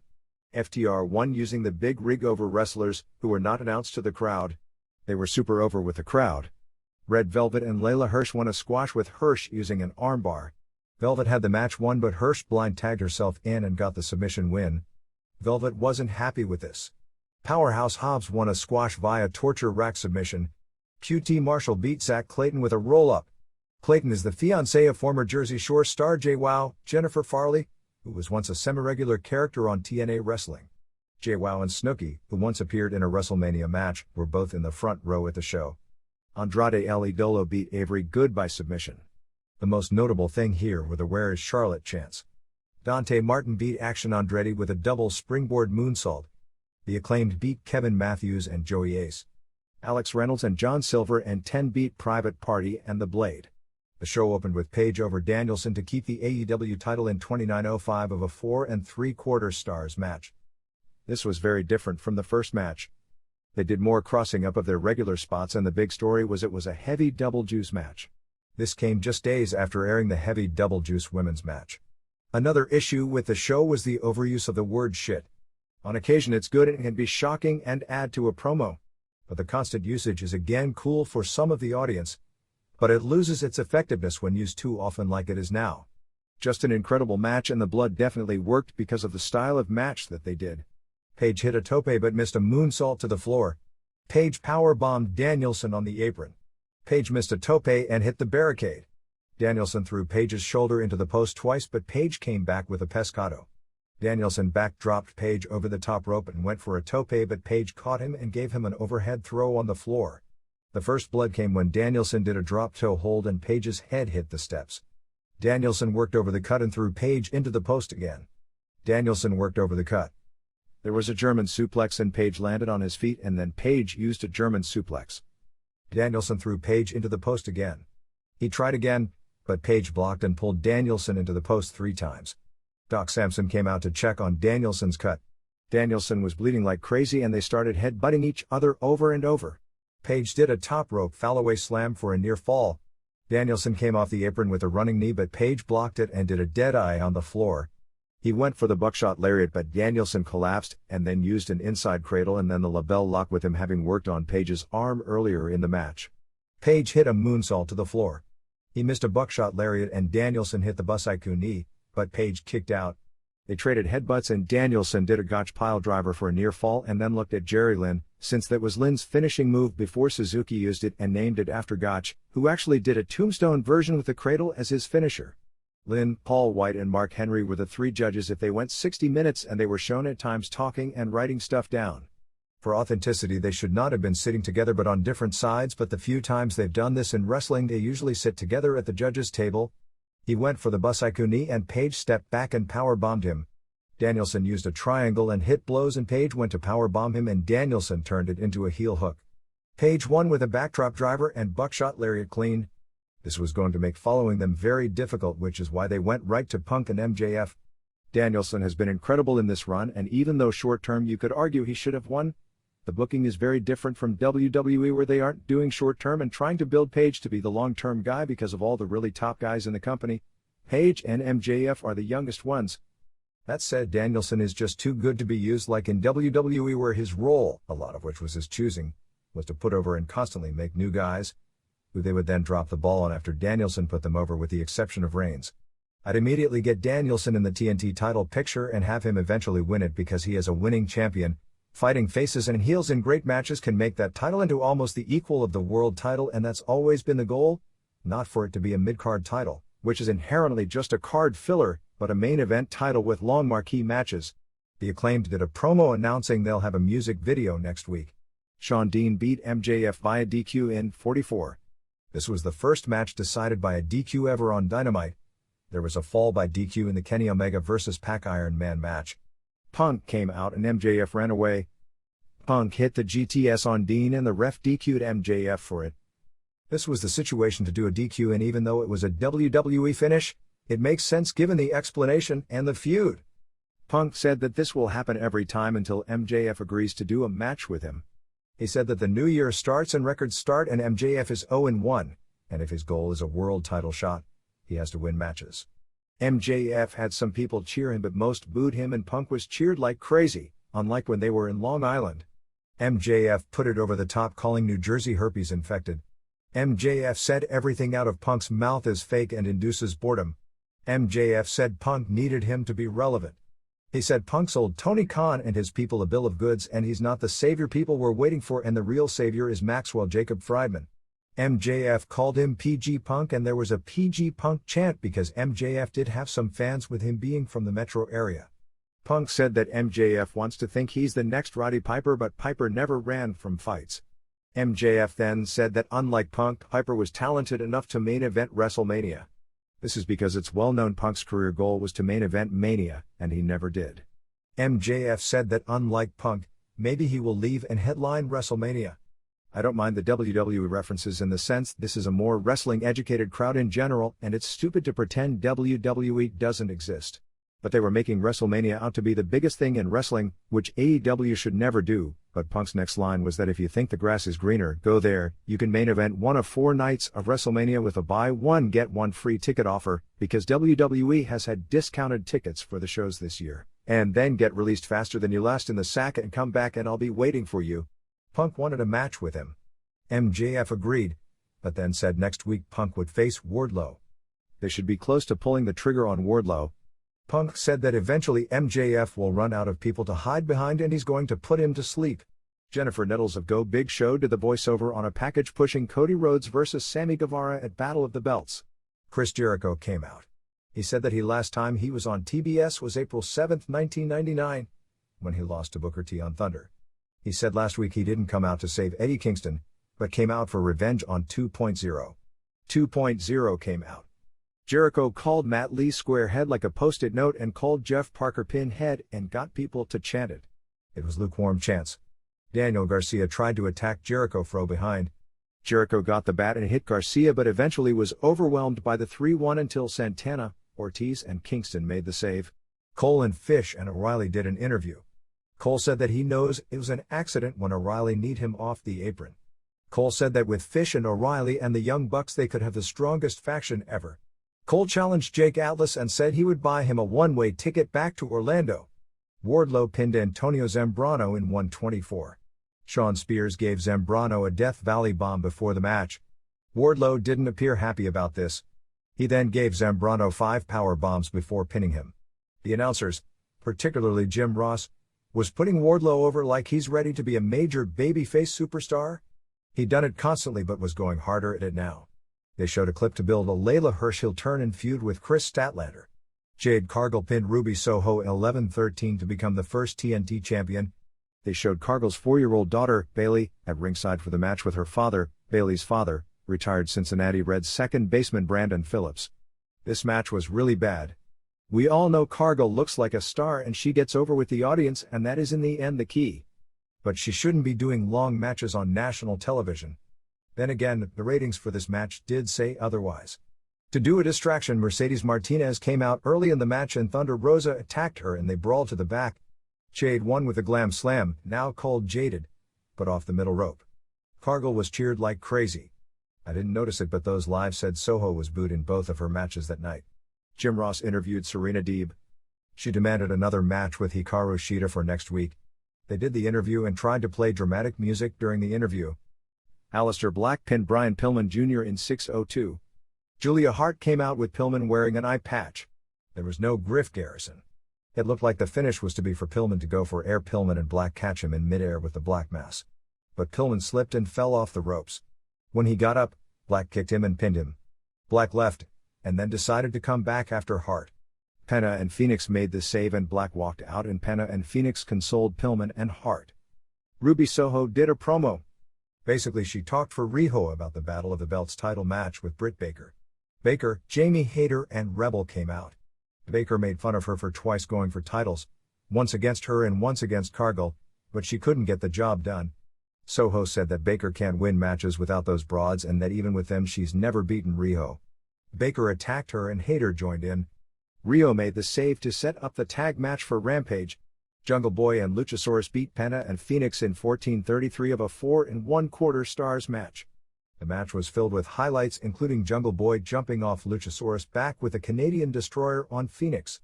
Phoenix did a springboard destroyer on Luchasaurus. Penna used Made in Japan on Jungle Boy. The lights went out. Phoenix did a Tornillo dive. Penna used Fear Factor on the apron on Jungle Boy and another for a near fall. Alex Abrahams set up a table and Christian Cage chased Abrahams to the back. Luchasaurus choke slammed Phoenix through the table. Jungle Boy went for Cage's killswitch, but Penna tried to reverse into Made in Japan, and Jungle Boy reversed into a front rolling cradle for the pin. Jungle Boy's mother and sister were at ringside watching. The show ended symbolically with Jungle Boy and Luchasaurus in the ring and a bunch of other teams, No Varsity Blondes or Young Bucks, the latter because they weren't there, were in the stage like 2.0, the Acclaimed, Private Party with Matt Hardy, Fish and O'Reilly.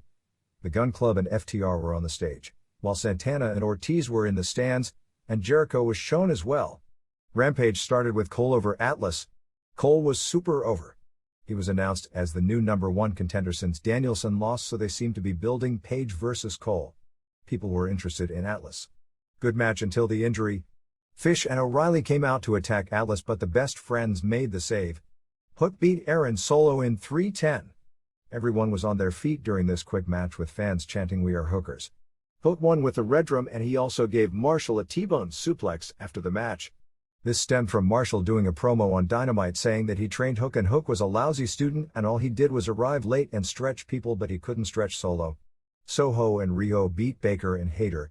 Fans chanted for Hayter. Hayter accidentally hit Baker and Riho rolled up Hayter in 8 minutes. Baker was mad at Hayter for losing and Rebel kept them apart, so they are back teasing a split. The final match saw Santana and Ortiz and Kingston over 2.0 and Garcia in a no DQ match. Said to be a great brawl all over the place.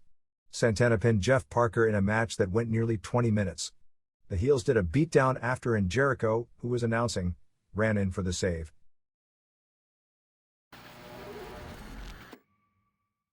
UFC, after setting what the company has claimed was its biggest pay-per-view year to do with more than 8 million buys, ESPN made the call to increase the price from $69.99 per show to $74.99. U.S. District Court in Nevada has ordered Mark Hunt to pay UFC's legal fees of $388,235. Even though this actually happened in March in the finalization of the lawsuit he filed and lost, it wasn't reported until this week. Hunt first denied it, but the court order and settlement were public record. Hunt then challenged White and Lorenzo and Frank Fertitta to a fight. He wanted 5 rounds with all 3 for ripping off fighters. In Hunt's UFC contract, it stated that if a fighter takes legal action against the promotion and loses, the fighter has to pay UFC's court costs. Hunt had filed suit against UFC claiming they were in a conspiracy with Brock Lesnar and knew that Lesnar was on steroids in Lesnar's UFC 200 fight in 2016 with him that Lesnar won via decision. The official result of the fight was a no contest afterwards because Lesnar tested positive for clomiphene, which isn't a steroid but is a drug used by athletes coming off steroid cycles. Hunt has challenged the throwing out of the original suit to the Court of Appeals in Nevada. The plan for March 5 in Las Vegas is a double-title pay-per-view show with Alexander Volkanovski vs. Max Holloway for the featherweight title and Aljamain Sterling vs. Petr Yan for the bantamweight title. With no shows this week, Dana White has been busy with Jake Paul and grandstand challenges. It started out with Paul once again wanting to box bigger names in UFC and White not allowing his fighters to do so, which only makes sense from his perspective. Why sign MMA fighters to contracts that you want to promote and make stars of if they are going to do something that will make money for someone else, and if they lose, possibly hurt their own market value to you? Then we had Paul calling White a cokehead, and White came back saying that he'd make Paul a deal, but Paul could have him tested for coke for the next 10 years if he could test Paul for steroids for the next 2 years. Paul's challenge to UFC fighters was a grandstand challenge, knowing full well it can't happen. White knew full well Paul wouldn't agree to being steroid tested, or at least had a good idea.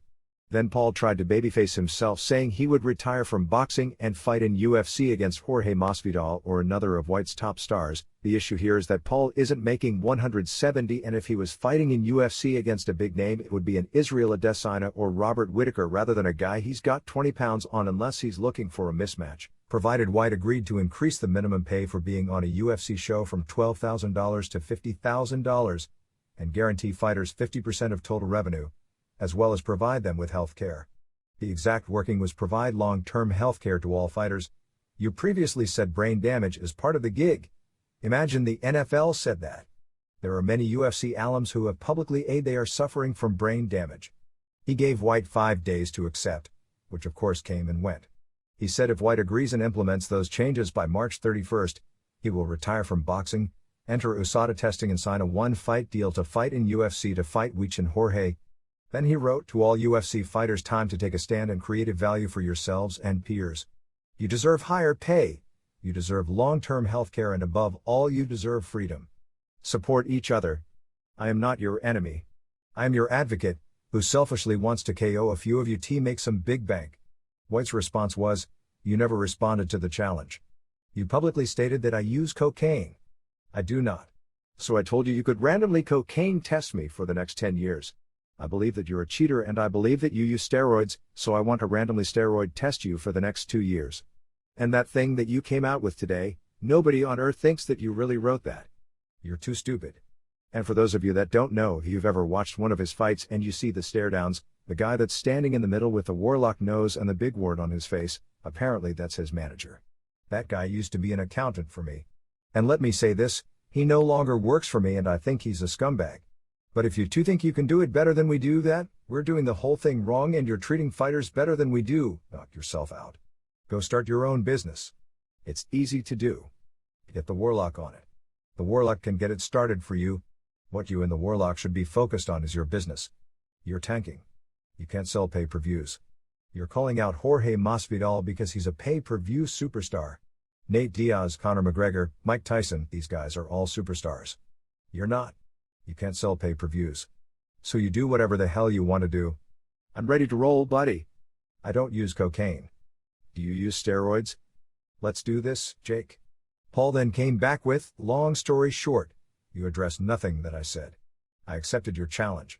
I said I would fight MMA. I said that I would retire from boxing and you avoided all of that shit. It shows that you are in a corner.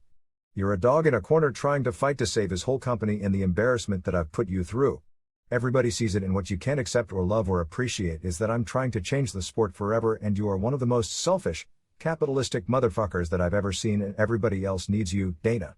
I'm the only person that doesn't need you and I don't give a fuck about you but all these people, all your fighters, all of them, they can't say shit cause you'll just bench them. You met your maker. I'm not gonna stop. Welcome to the show, ladies and gentlemen. The bottom line, Dana, is that you won't add healthcare for your fighters because you don't give a fuck about them and you're too much of a greedy bitch to pay your minimum fighter more than $12,000 for risking their lives. It's what a janitor makes. You need to pay them $50,000? Dana? Stop avoiding my points. You have been caught with cocaine and hookers every other week. And you think that, like, with all the money that you have, like, billionaire or some shit, that you would get some fucking Botox cause your forehead looks like a motherfucking GPS Google map? Like, all the lines in it and shit. And you say Masvidal is a pay-per-view superstar. Let's go to his last Instagram post, 5,000 likes, or 10,000 likes, or some shown start. Do you realize that my mom Pam gets more likes than your pay-per-view superstars? He also said, I don't do steroids and I take it as a compliment because there's no other excuse to me knocking out all of your champions than this kid does steroids. If you steroid test me, then I want to steroid test every one of your fighters. You won't do it though, will you? Men lie, women lie, Dana White lies, numbers don't. You want to talk shown start about my manager? Who is the CFO of your company that helped you sell it to Endeavor for $4 billion? You're just a jealous, ugly fuck. You don't know what true happiness is. You're the definition of a fucking unhappy billionaire who thought that money was gonna make their lives better. I feel bad for you. Amanda Serrano, a multi-weight class world champion in boxing, then got her headlines saying that if White would agree to Paul's stipulations, she will sign a one-fight contract to face Valentina Shevchenko. Serrano's current promoter is Paul, which explains her jumping into the situation, and everyone knows no such fight would be made. We've already seen with Clarissa Shields how the greatest woman boxer in the world struggles against very low-level MMA competition. If they fight under MMA rules just like the world's fastest sprinter would have no chance against a decathlete under decathlon rules. Dustin Poirier said he's been in negotiations and has agreed to a fight with Nate Diaz for early this year. The first show of the year is January 15th at the Apex in Las Vegas, which will be an ESPN show. Prelims are listed only for ESPN Plus at 4 p.m. with a 7 to 10 p.m. Saturday night time slot on ESPN. It's not much of a show marquee-wise with Calvin Kattar versus Giga Chikadze, which is a very good fight but no marquee value, as the headliner plus a main card that also features Michelle Pereira versus Muslim Salikov, Caitlin Chukagayan versus Jennifer Maia, Rogerio Bontorin versus Brandon Royval, Jake Collier versus Chase Sherman and Gabriel Benitez versus TJ Brown. The first pay-per-view is January 22nd in Anaheim, California, with the Francis Ngannou vs. Cyril Gane heavyweight title unification match on top. That show has 14,831 tickets out, so it is 942 shy of a sellout with 2+ weeks to go. Michael Bisping noted that he and his entire family got COVID this week. Bisping noted his wife, and all 3 kids tested positive. He said he and his wife were feeling sick and pretty much laying in bed. Ryan Spahn vs. Ion Cutelaba has been targeted for February 26. Irene Aldana vs. Aspen Ladd are getting an April 9 fight from Brooklyn. Johnny Walker vs. Jamahal Hill has been added to the February 19 show. Walker has also signed a new 6-fight deal. Hill is coming off a 48 seconds knockout win over Jimmy Crute. Sadiq Yusuf vs. Alex Caceres has been added to the March 12 show. Matt Brown returns to fight in his hometown of Columbus, Ohio on March 26 against Brian Barberina. Nasrat Haqparast vs. Bobby Green is set for February 12 in Houston. JJ Aldrich vs. Ariane Lipsky is set for the March 12 show.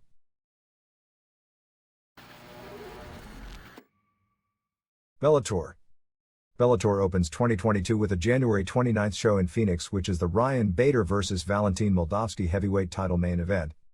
They announced the second show on February 19 from the Mohegan Sun Arena in Uncasville, Connecticut, with a main event of Neiman Gracie, 11-2 versus Logan Storley, 12-1 at welterweight, as well as Andrei Koreshkov, 24-4 versus Mukaim Berkhamov, 15-1.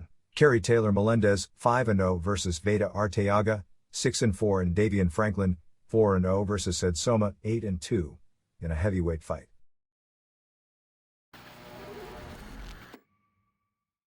Other MMA.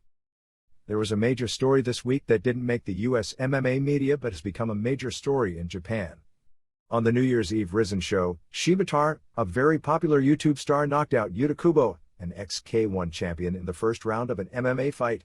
The result was a major upset. Kubo's wife, who is a popular singer, was the biggest star of the three who was there, as they like having celebrities on the New Year's Eve shows, so fighters who have famous girlfriends or wives are booked on shows like that with the idea that helps mainstream ratings. After the fight, the brother-in-law of Kubo leaked private messages between Shibatar and Kubo before the fight, where they agreed to give the people a show in the first round and then start basically shooting in the second round. It was not a fixed fight, but the deal is both agreed not to end in round 1 to entertain the people, and then they would fight to win in round 2. Shibatar then double-crossed Kubo when he wasn't ready and knocked him out in the first round. Shibatar claimed the messages released were forged and fake at first, but as more proof was released, he admitted that he had an agreement with Kubo in the first round and double-crossed him.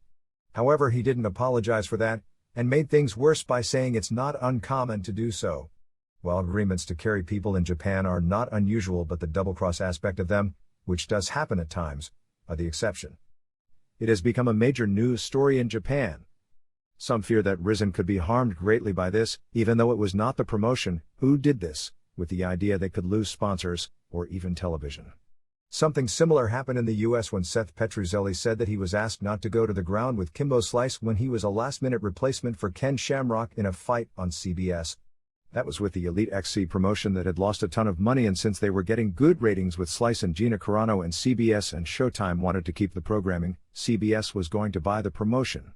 When these revelations came out, CBS decided it wanted nothing to do with owning an MMA company and decided against buying the company, which was about to fold except Strikeforce bought the promotion. At first there was the argument that the two fighters had the discussion but the promotion didn't know about it. However, a conversation was posted by someone who claimed Kubo sent it to him. During the call, Shibatar was talking to Kubo and told him that Keiichi Sasahara had okayed him calling Kubo and discussing working the first round. So this shows that the promotion was aware of it. The recording is why Shibatar had to confess. Media in Japan has reported that a source in Risen said this story coming out has made the public believe there may be other fixes in Risen, and that could put the company's future in danger. Losing television would basically kill the promotion. While this practice isn't frequent in Japan, it has been done before in K1 and in major MMA fights in that country. But that is a well-kept secret, and this is the first time something like this made the mainstream media in Japan, and to fans and non-fans it was a shocking story since it involves some celebrities. But because of all the mainstream coverage after the fact, this has become a serious story and could have major repercussions. The show placed third of 6 networks on New Year's Eve, which is the biggest night of television in Japan of the year. The major event is the annual concert that does giant numbers and did a 34.3 rating. The only time in history that the concert wasn't number 1 at any point on New Year Eve was the Bob Sapp vs. Akebono match that did 52 million viewers when Sapp was on fire as a draw and Akebono was a giant mainstream celebrity. The Risen show did a 6.0 rating and 4.5 million viewers from 6 to 7 p.m. a 5.5 rating and 4.7 million viewers from 7 to 8 p.m., a 7.4 rating and 5.8 million viewers from 8 to 11 p.m., and a 4.3 rating and 3.2 million viewers from 11 to 11:45 p.m. WWE. Walter, as was hinted about for a few weeks, has moved to the US and will be full-time on the US NXT brand. They announced his farewell to the UK brand. Because he got a new girlfriend who is a wrestler, he was more open to moving to the US. As for family reason, when he first signed the deal they made was he could stay in Europe but would come in for US dates, but not full-time. Then with the pandemic, he couldn't fly back and forth as easily or without quarantine, so rarely came to the US. In what was his first media interview since his very serious heart situation, Paul Levesque was on the NBC Nightly News talking about the WWE's new Next in Line program that has gotten some mainstream pub. The company has positioned Levesque as the corporate face of that project of recruiting and signing college athletes with big social media followings and interest in pro wrestling to deals from low 5 figures to low 6 figures annually depending on their social media presence, to help promote WWE and train at the Performance Center and hopefully in some or many cases sign them to talent contracts after their college sports eligibility period ends. While not said based on the signings, you can see the WWE's mindset for new talent, and it is the mindset from the prior generation: size and or muscles for guys, looks for women. There was a Banks injury scare at the January 2nd show in Fayetteville. She was doing a singles match with Flair for the title and Flair gave her a backbreaker. Banks' leg was in a bad position and got caught underneath. The belief is that she suffered a knee sprain rather than a ligament tear, so dodged a bullet, so to speak. The match ended up being stopped and Banks needed help going to the back. She later tweeted that she was okay. Fightful reported that the original plan for the Shaman character on NXT was Jeff Hardy, and they had filmed MSK and Jeff Hardy packages before Hardy was fired. After Hardy was fired, the decision was made to go with Riddle in the spot. Total searches for WWE in the month of December was the lowest month since 2004 when the Google search metric first started. This comes at the same time that most sports are at high points. The NHL and UFC and EPL are all now ahead of WWE in the US, when all have been behind in the past. According to research by Brandon Thurston, the NFL and NBA are first and second close but way ahead of third place MLB. UFC is a very distant fourth, barely one-third of MLB. Then comes EPL, NHL and WWE. On a worldwide basis, WWE is still nearly 7 times that of AEW with a 78% share of worldwide pro wrestling searches to 11% for AEW and 5% for New Japan. Regarding the absences of Vince McMahon, Bruce Pritchard, Kevin Dunn and Michael Hayes from TV this week, Ringside News was the first to report that. Kairi Sane publicly gave the impression she was not going to renew her WWE deal. She had stopped wrestling for WWE because she wanted to move back to Japan. She remained under contract with the promotion to work as an ambassador in the Japanese market, which also kept her from wrestling. If you recall, earlier this year, STARDOM attempted to work with WWE to get her to work the Budokan Hall show, but WWE wouldn't allow it. Her deal expires next month. She could if she wanted to wrestle in Japan, and if the travel situation improves she could work for AEW, where she'd be a great fit coming in for specific shows and times while still living in Japan.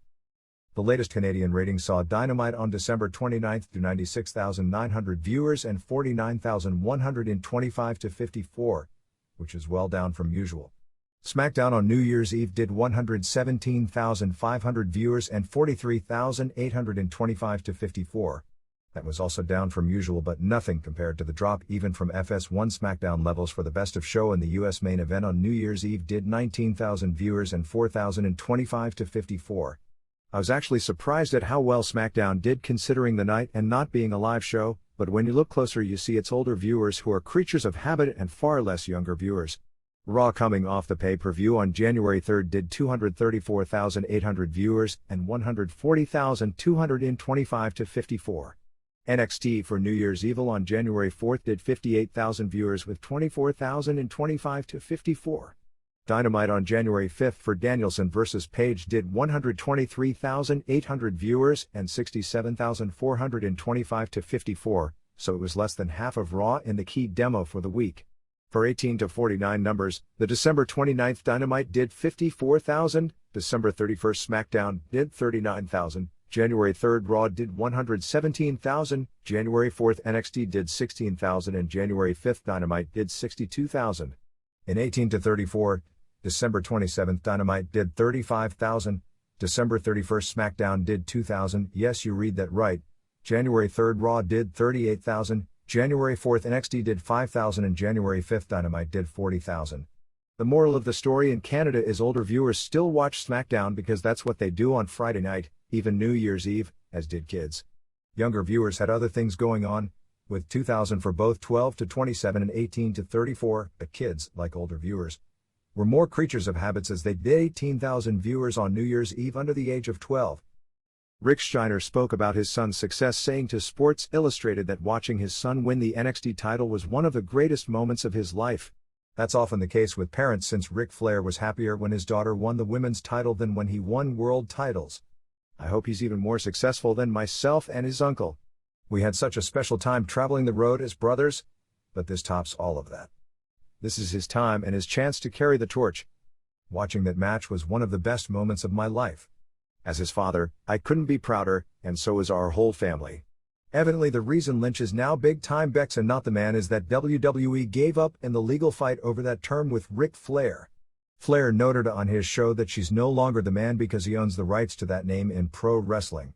SmackDown on January 7th at the Mohegan Sun Casino in Uncasville, Connecticut, is a legit sellout of more than 6,000 in the building. January 8th in Glens Falls, New York, is at 3,852.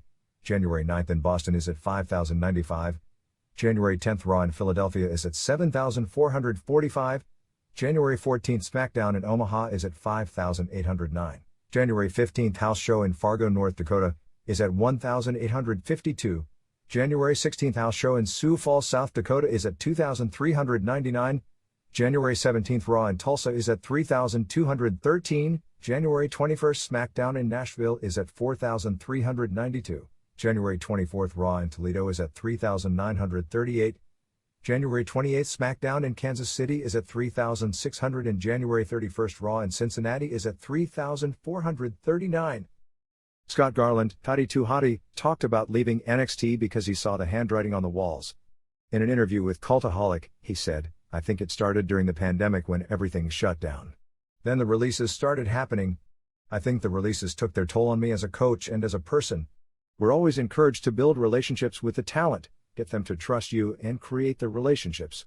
And then you're sitting home on a Friday, all of a sudden your phone starts lighting up and Twitter is blowing up with all of these releases of people that you were just sitting in class 3 hours before. So that was kind of the beginning of it." He said the change in philosophy felt almost like death. Everybody just took real pride in it. We'd go into a SummerSlam weekend or a WrestleMania weekend and the takeovers would be the best part of the weekend. It was a special thing there. We started to lose that.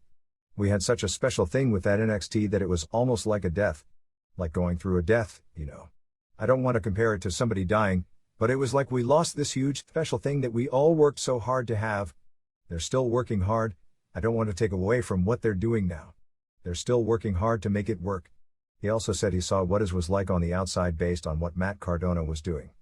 I was seeing guys like Matt Cardona out there doing independent shows and looking like he was having the time of his life. He was one of the people I reached out to. He goes, "I'm having the best year of my life and having the most fun I've ever had. This is what these guys are making and this is what I think you could make." It was kind of a perfect storm. This time feels a lot different and it feels a lot more special to me. I'm older. I appreciate it more. I'm so excited about this. I'm like just dying to get back out there and have fun again. Kevin Owens' wife Karina tested positive for COVID-19 and has been and said she had a fever and horrible body aches, and his son Owen is also having symptoms, although he did not test positive. Sarah Schreiber was engaged this past week. The first 3 episodes of the Peacemaker comedy superhero show starring John Cena will be released on HBO Max on January 13th. For the January 10th Raw in Philadelphia, they've announced Doudrop vs. Morgan vs. Belair with the winner facing Lynch for the title at the Rumble, plus Lesnar will be on the show and the return of Bliss. For the January 7th SmackDown show in Uncasville, Connecticut, Lesnar will also be there promising a confrontation with Reigns. The January 11th NXT show has Styles vs. Grayson Waller, Sion Quinn vs. Santos Escobar and Elektra Lopez leaves with the winner, Pete Dunne vs. Tony D'Angelo in a crowbar on a pole match, Solo Sikoa vs. Boa and Casey Catanzaro and Kaden Carter and Amari Miller vs. Indy Hartwell and Persia Purata and Wendy Chu, Karen Q, the woman who was formerly Mei Ying, WWE stock closed on January 6 at $49.02 per share, giving the company a $3.717 billion market value. Notes on the January 3 Raw tapings in Greenville, South Carolina. It was another of those nights where the powers that be decreed Greenville sounded too Bush League.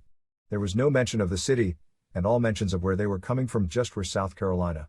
The show drew just over 5,200 fans with just over 4,000 paid.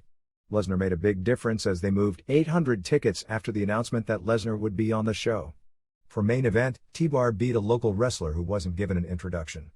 Rey and Dominic Mysterio beat Alexander and Benjamin. Raw opened with Heyman in the ring, and suddenly with no build he's with Lesnar, doing the same Lesnar shtick. I guess he didn't stay retired long. Lesnar first talked about Reigns. He told Reigns to get well soon and told Greenville to acknowledge him. He thanked Heyman for pulling strings to make him a free agent, and pulling the strings to make him champion. I suspect that's a shoot. They said that there would be a four-way tonight, the match promised for day one with Lashley, Owens and Rollins, and the winner gets a title match with Lesnar at the Rumble. Heyman said that Rollins' wife will leave him if he can't beat Lesnar, and he can't. He said when Lashley put Lesnar in the Hurt Lock, and said they have talked about it. It didn't look like Lesnar was getting out of it. He went through all the times Lashley had the advantage on Lesnar, but said they came from Lashley attacking Lesnar from the blind side. He said that wouldn't happen in a singles match. He put over as a great champion. Just from the promo you knew Lesnar versus Lashley was coming, as Heyman brought up how they had never met and never been in the ring together until Saturday, and how it's a dream match. They know for PR reasons they have to really push right now in commentary. Orton and Riddle were together. Riddle was talking about Los Migos and him being buddies with them. Gable did a promo saying that their tag title reign is coming to a head at the hands of Master Gable and the four most dangerous letters in sports entertainment, Otis. Gable and Otis beat Riddle and Orton in a non-title match in 251. Orton was taken out and Riddle tried an RKO on Otis, who blocked it and hit the world's strongest slam on Riddle. Riddle remains always the fall guy, and obviously this builds for a title match soon. Unless they forget. MVP and Lashley did a promo. MVP said that for Lashley to beat Rollins and Owens in one match would be a Herculean task. Lashley said that Lesnar fears him. Reggie and Brooke beat Tozawa and Tamina in 112. Tozawa accidentally kicked Tamina. Tamina slapped Tozawa and Reggie somersaulted into a bit drop on Tozawa for the pin. Lynch did a promo. She said she was a work of art because I make you feel, and that's what good art does. She called herself Vincent Van Gogh. She yelled at the crowd to get heat, telling them hey, aren't going to lose that last 10 pounds, they aren't going to get the job promotion. Morgan came out and called Lynch's jacket ugly.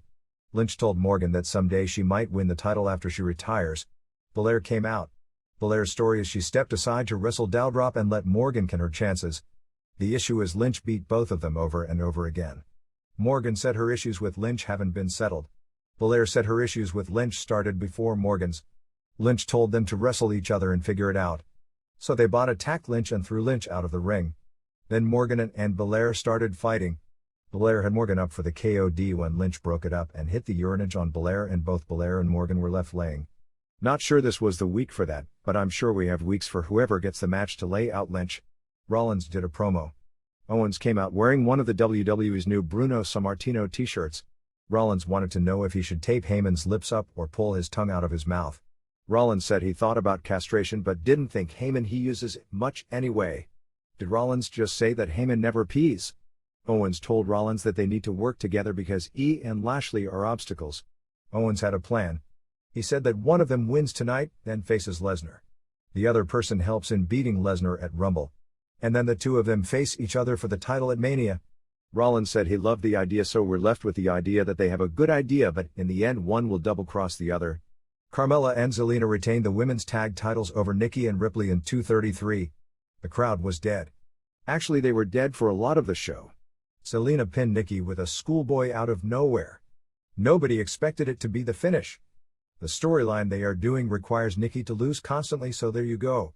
I guess the idea is Ripley finally gets tired of always losing. Johnny Knoxville did a promo. The Street Profits and Mysterios all said they were in the Rumble. The Street Profits beat Cruz and Aziz in 217. Dawkins threw Aziz into the post. Cruz missed an enzujiri on Dawkins, who sold it anyway. Ford pinned Cruz with a high frog splash. Priest did an interview and said he was going to beat Ziggler. He said he'll either beat him in a straight-up fair fight, or if not, he'll get Damian. but either way he's losing. Pierce and DeVille were backstage when Doudrop came out. Doudrop said that she wants a title shot and that Belair and Morgan are cutting in line. She said people are tired of Belair and Morgan getting all the title matches and she demands her first shot at the title. This would make more sense if Belair hadn't beaten Doudrop multiple times, but they decided to add Doudrop to the Morgan vs. Belair match next week and that Lynch would face the winner at the Rumble. Priest pinned Ziggler in 9:36 in a match where the US title could change hands via count out or via DQ.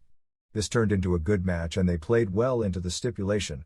Priest was on the top rope but Rude shoved him off into the ring. Ziggler hit the Famouser but Priest kicked out.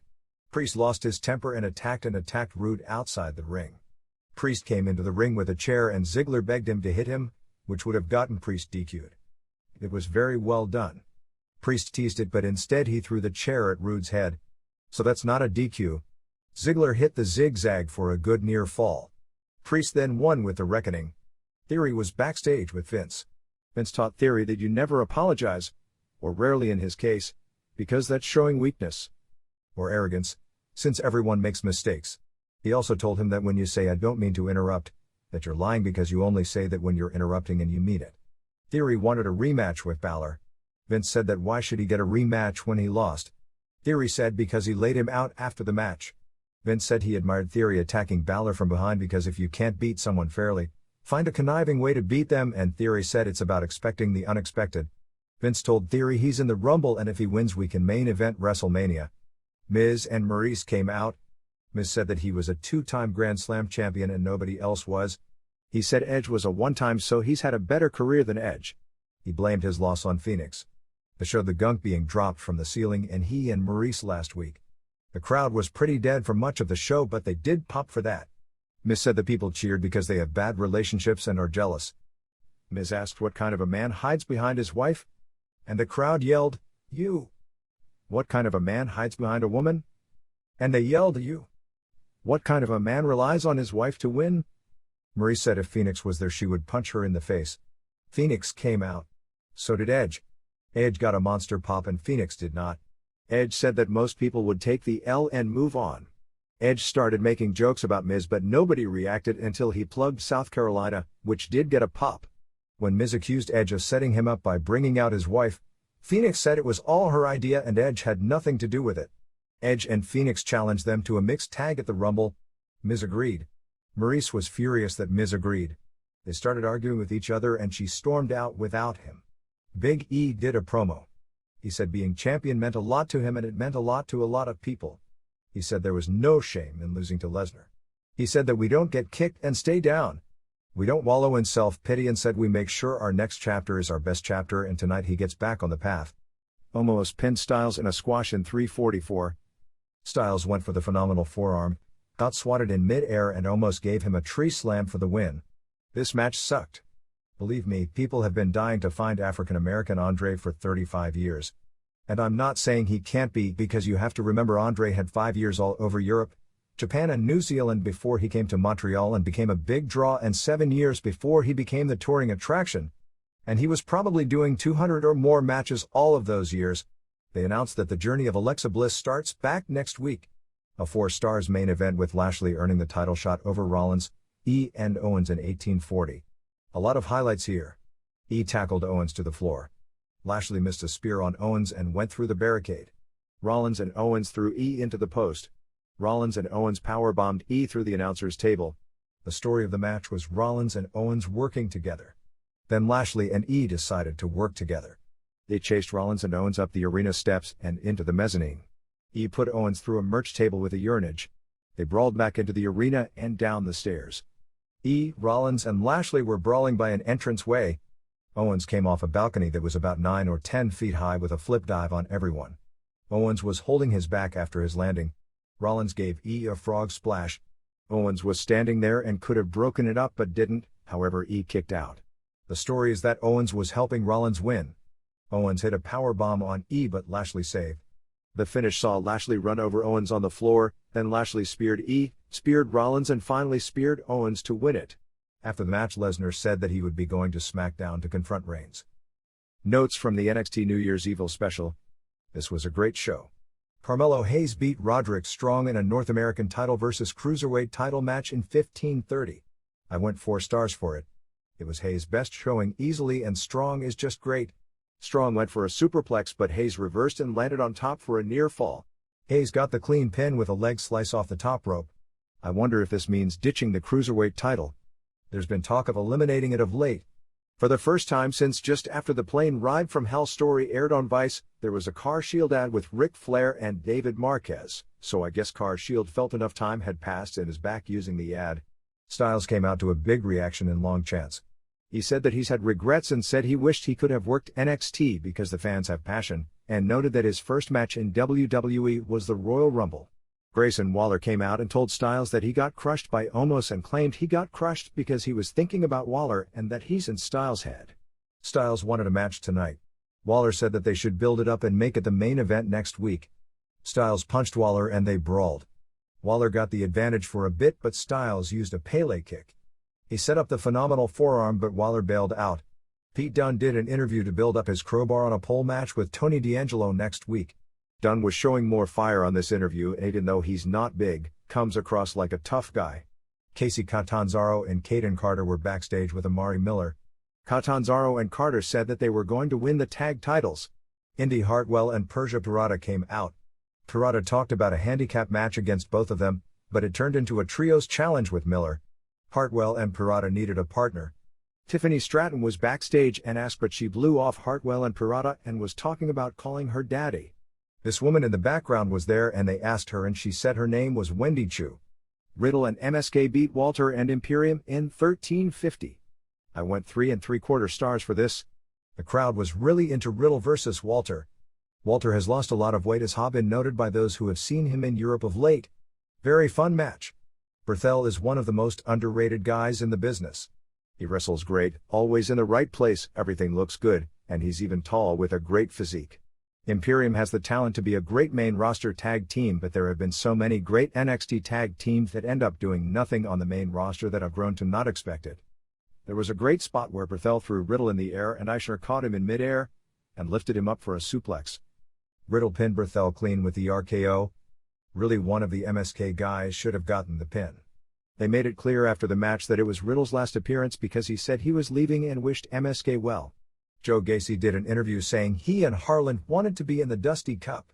The way the interviews were going, the Dusty Rhodes Tag Tournament must be starting soon with the winner getting a shot at Imperium's titles. Mandy Rose arrived to the building in a helicopter. Elektra Lopez did a promo saying she's attracted to success. She said next week people will get their answer as Santos Escobar faces Zion Quinn, and she's leaving with the winner. Rose retained her title over Raquel Gonzalez and Cora Jade in 12:32. There was some sloppy stuff, particularly with Jade, but NXT has a great crowd as far as making matches seem better and they were going to be fine with this match. Gonzalez did a Samoan drop on both at the same time. This did have the issue with one heel and two faces. Gonzalez pressed Jade over the top rope and threw her to the floor. Rose was there and ran off. The idea is Rose could have caught her and just let her fall so make Rose a heel, because the crowd likes Jade. It was interesting psychology since Rose should have done that in theory in trying to win. Gonzalez had Rose pinned with a powerbomb but Jade made the save. Jade threw Gonzalez over the top and went to pin Rose, but Rose cradled her. Boa wants Solo Sikoa. When Riddle left on his scooter and told MSK goodbye, the Creed brothers confronted MSK in the parking lot and said they were winning the Dusty Cup. Chase Owens did a promo and thanked his student, the muscular blonde guy who looks a little like 1990s Steve Austin, for saving him. The blonde guy doesn't have a name yet. But Chase said he was giving the guy a full scholarship to Andre Chase University. There is a bleachers section of it looks like about 30 people who are planted and wear the Chase University red sweaters and the blonde guy was there. Since Harland was talked out of throwing him off the roof of the Performance Center last week. Von Wagner showed up and said that he's everything Chase isn't. He clotheslined Chase and gave him an Olympic slam.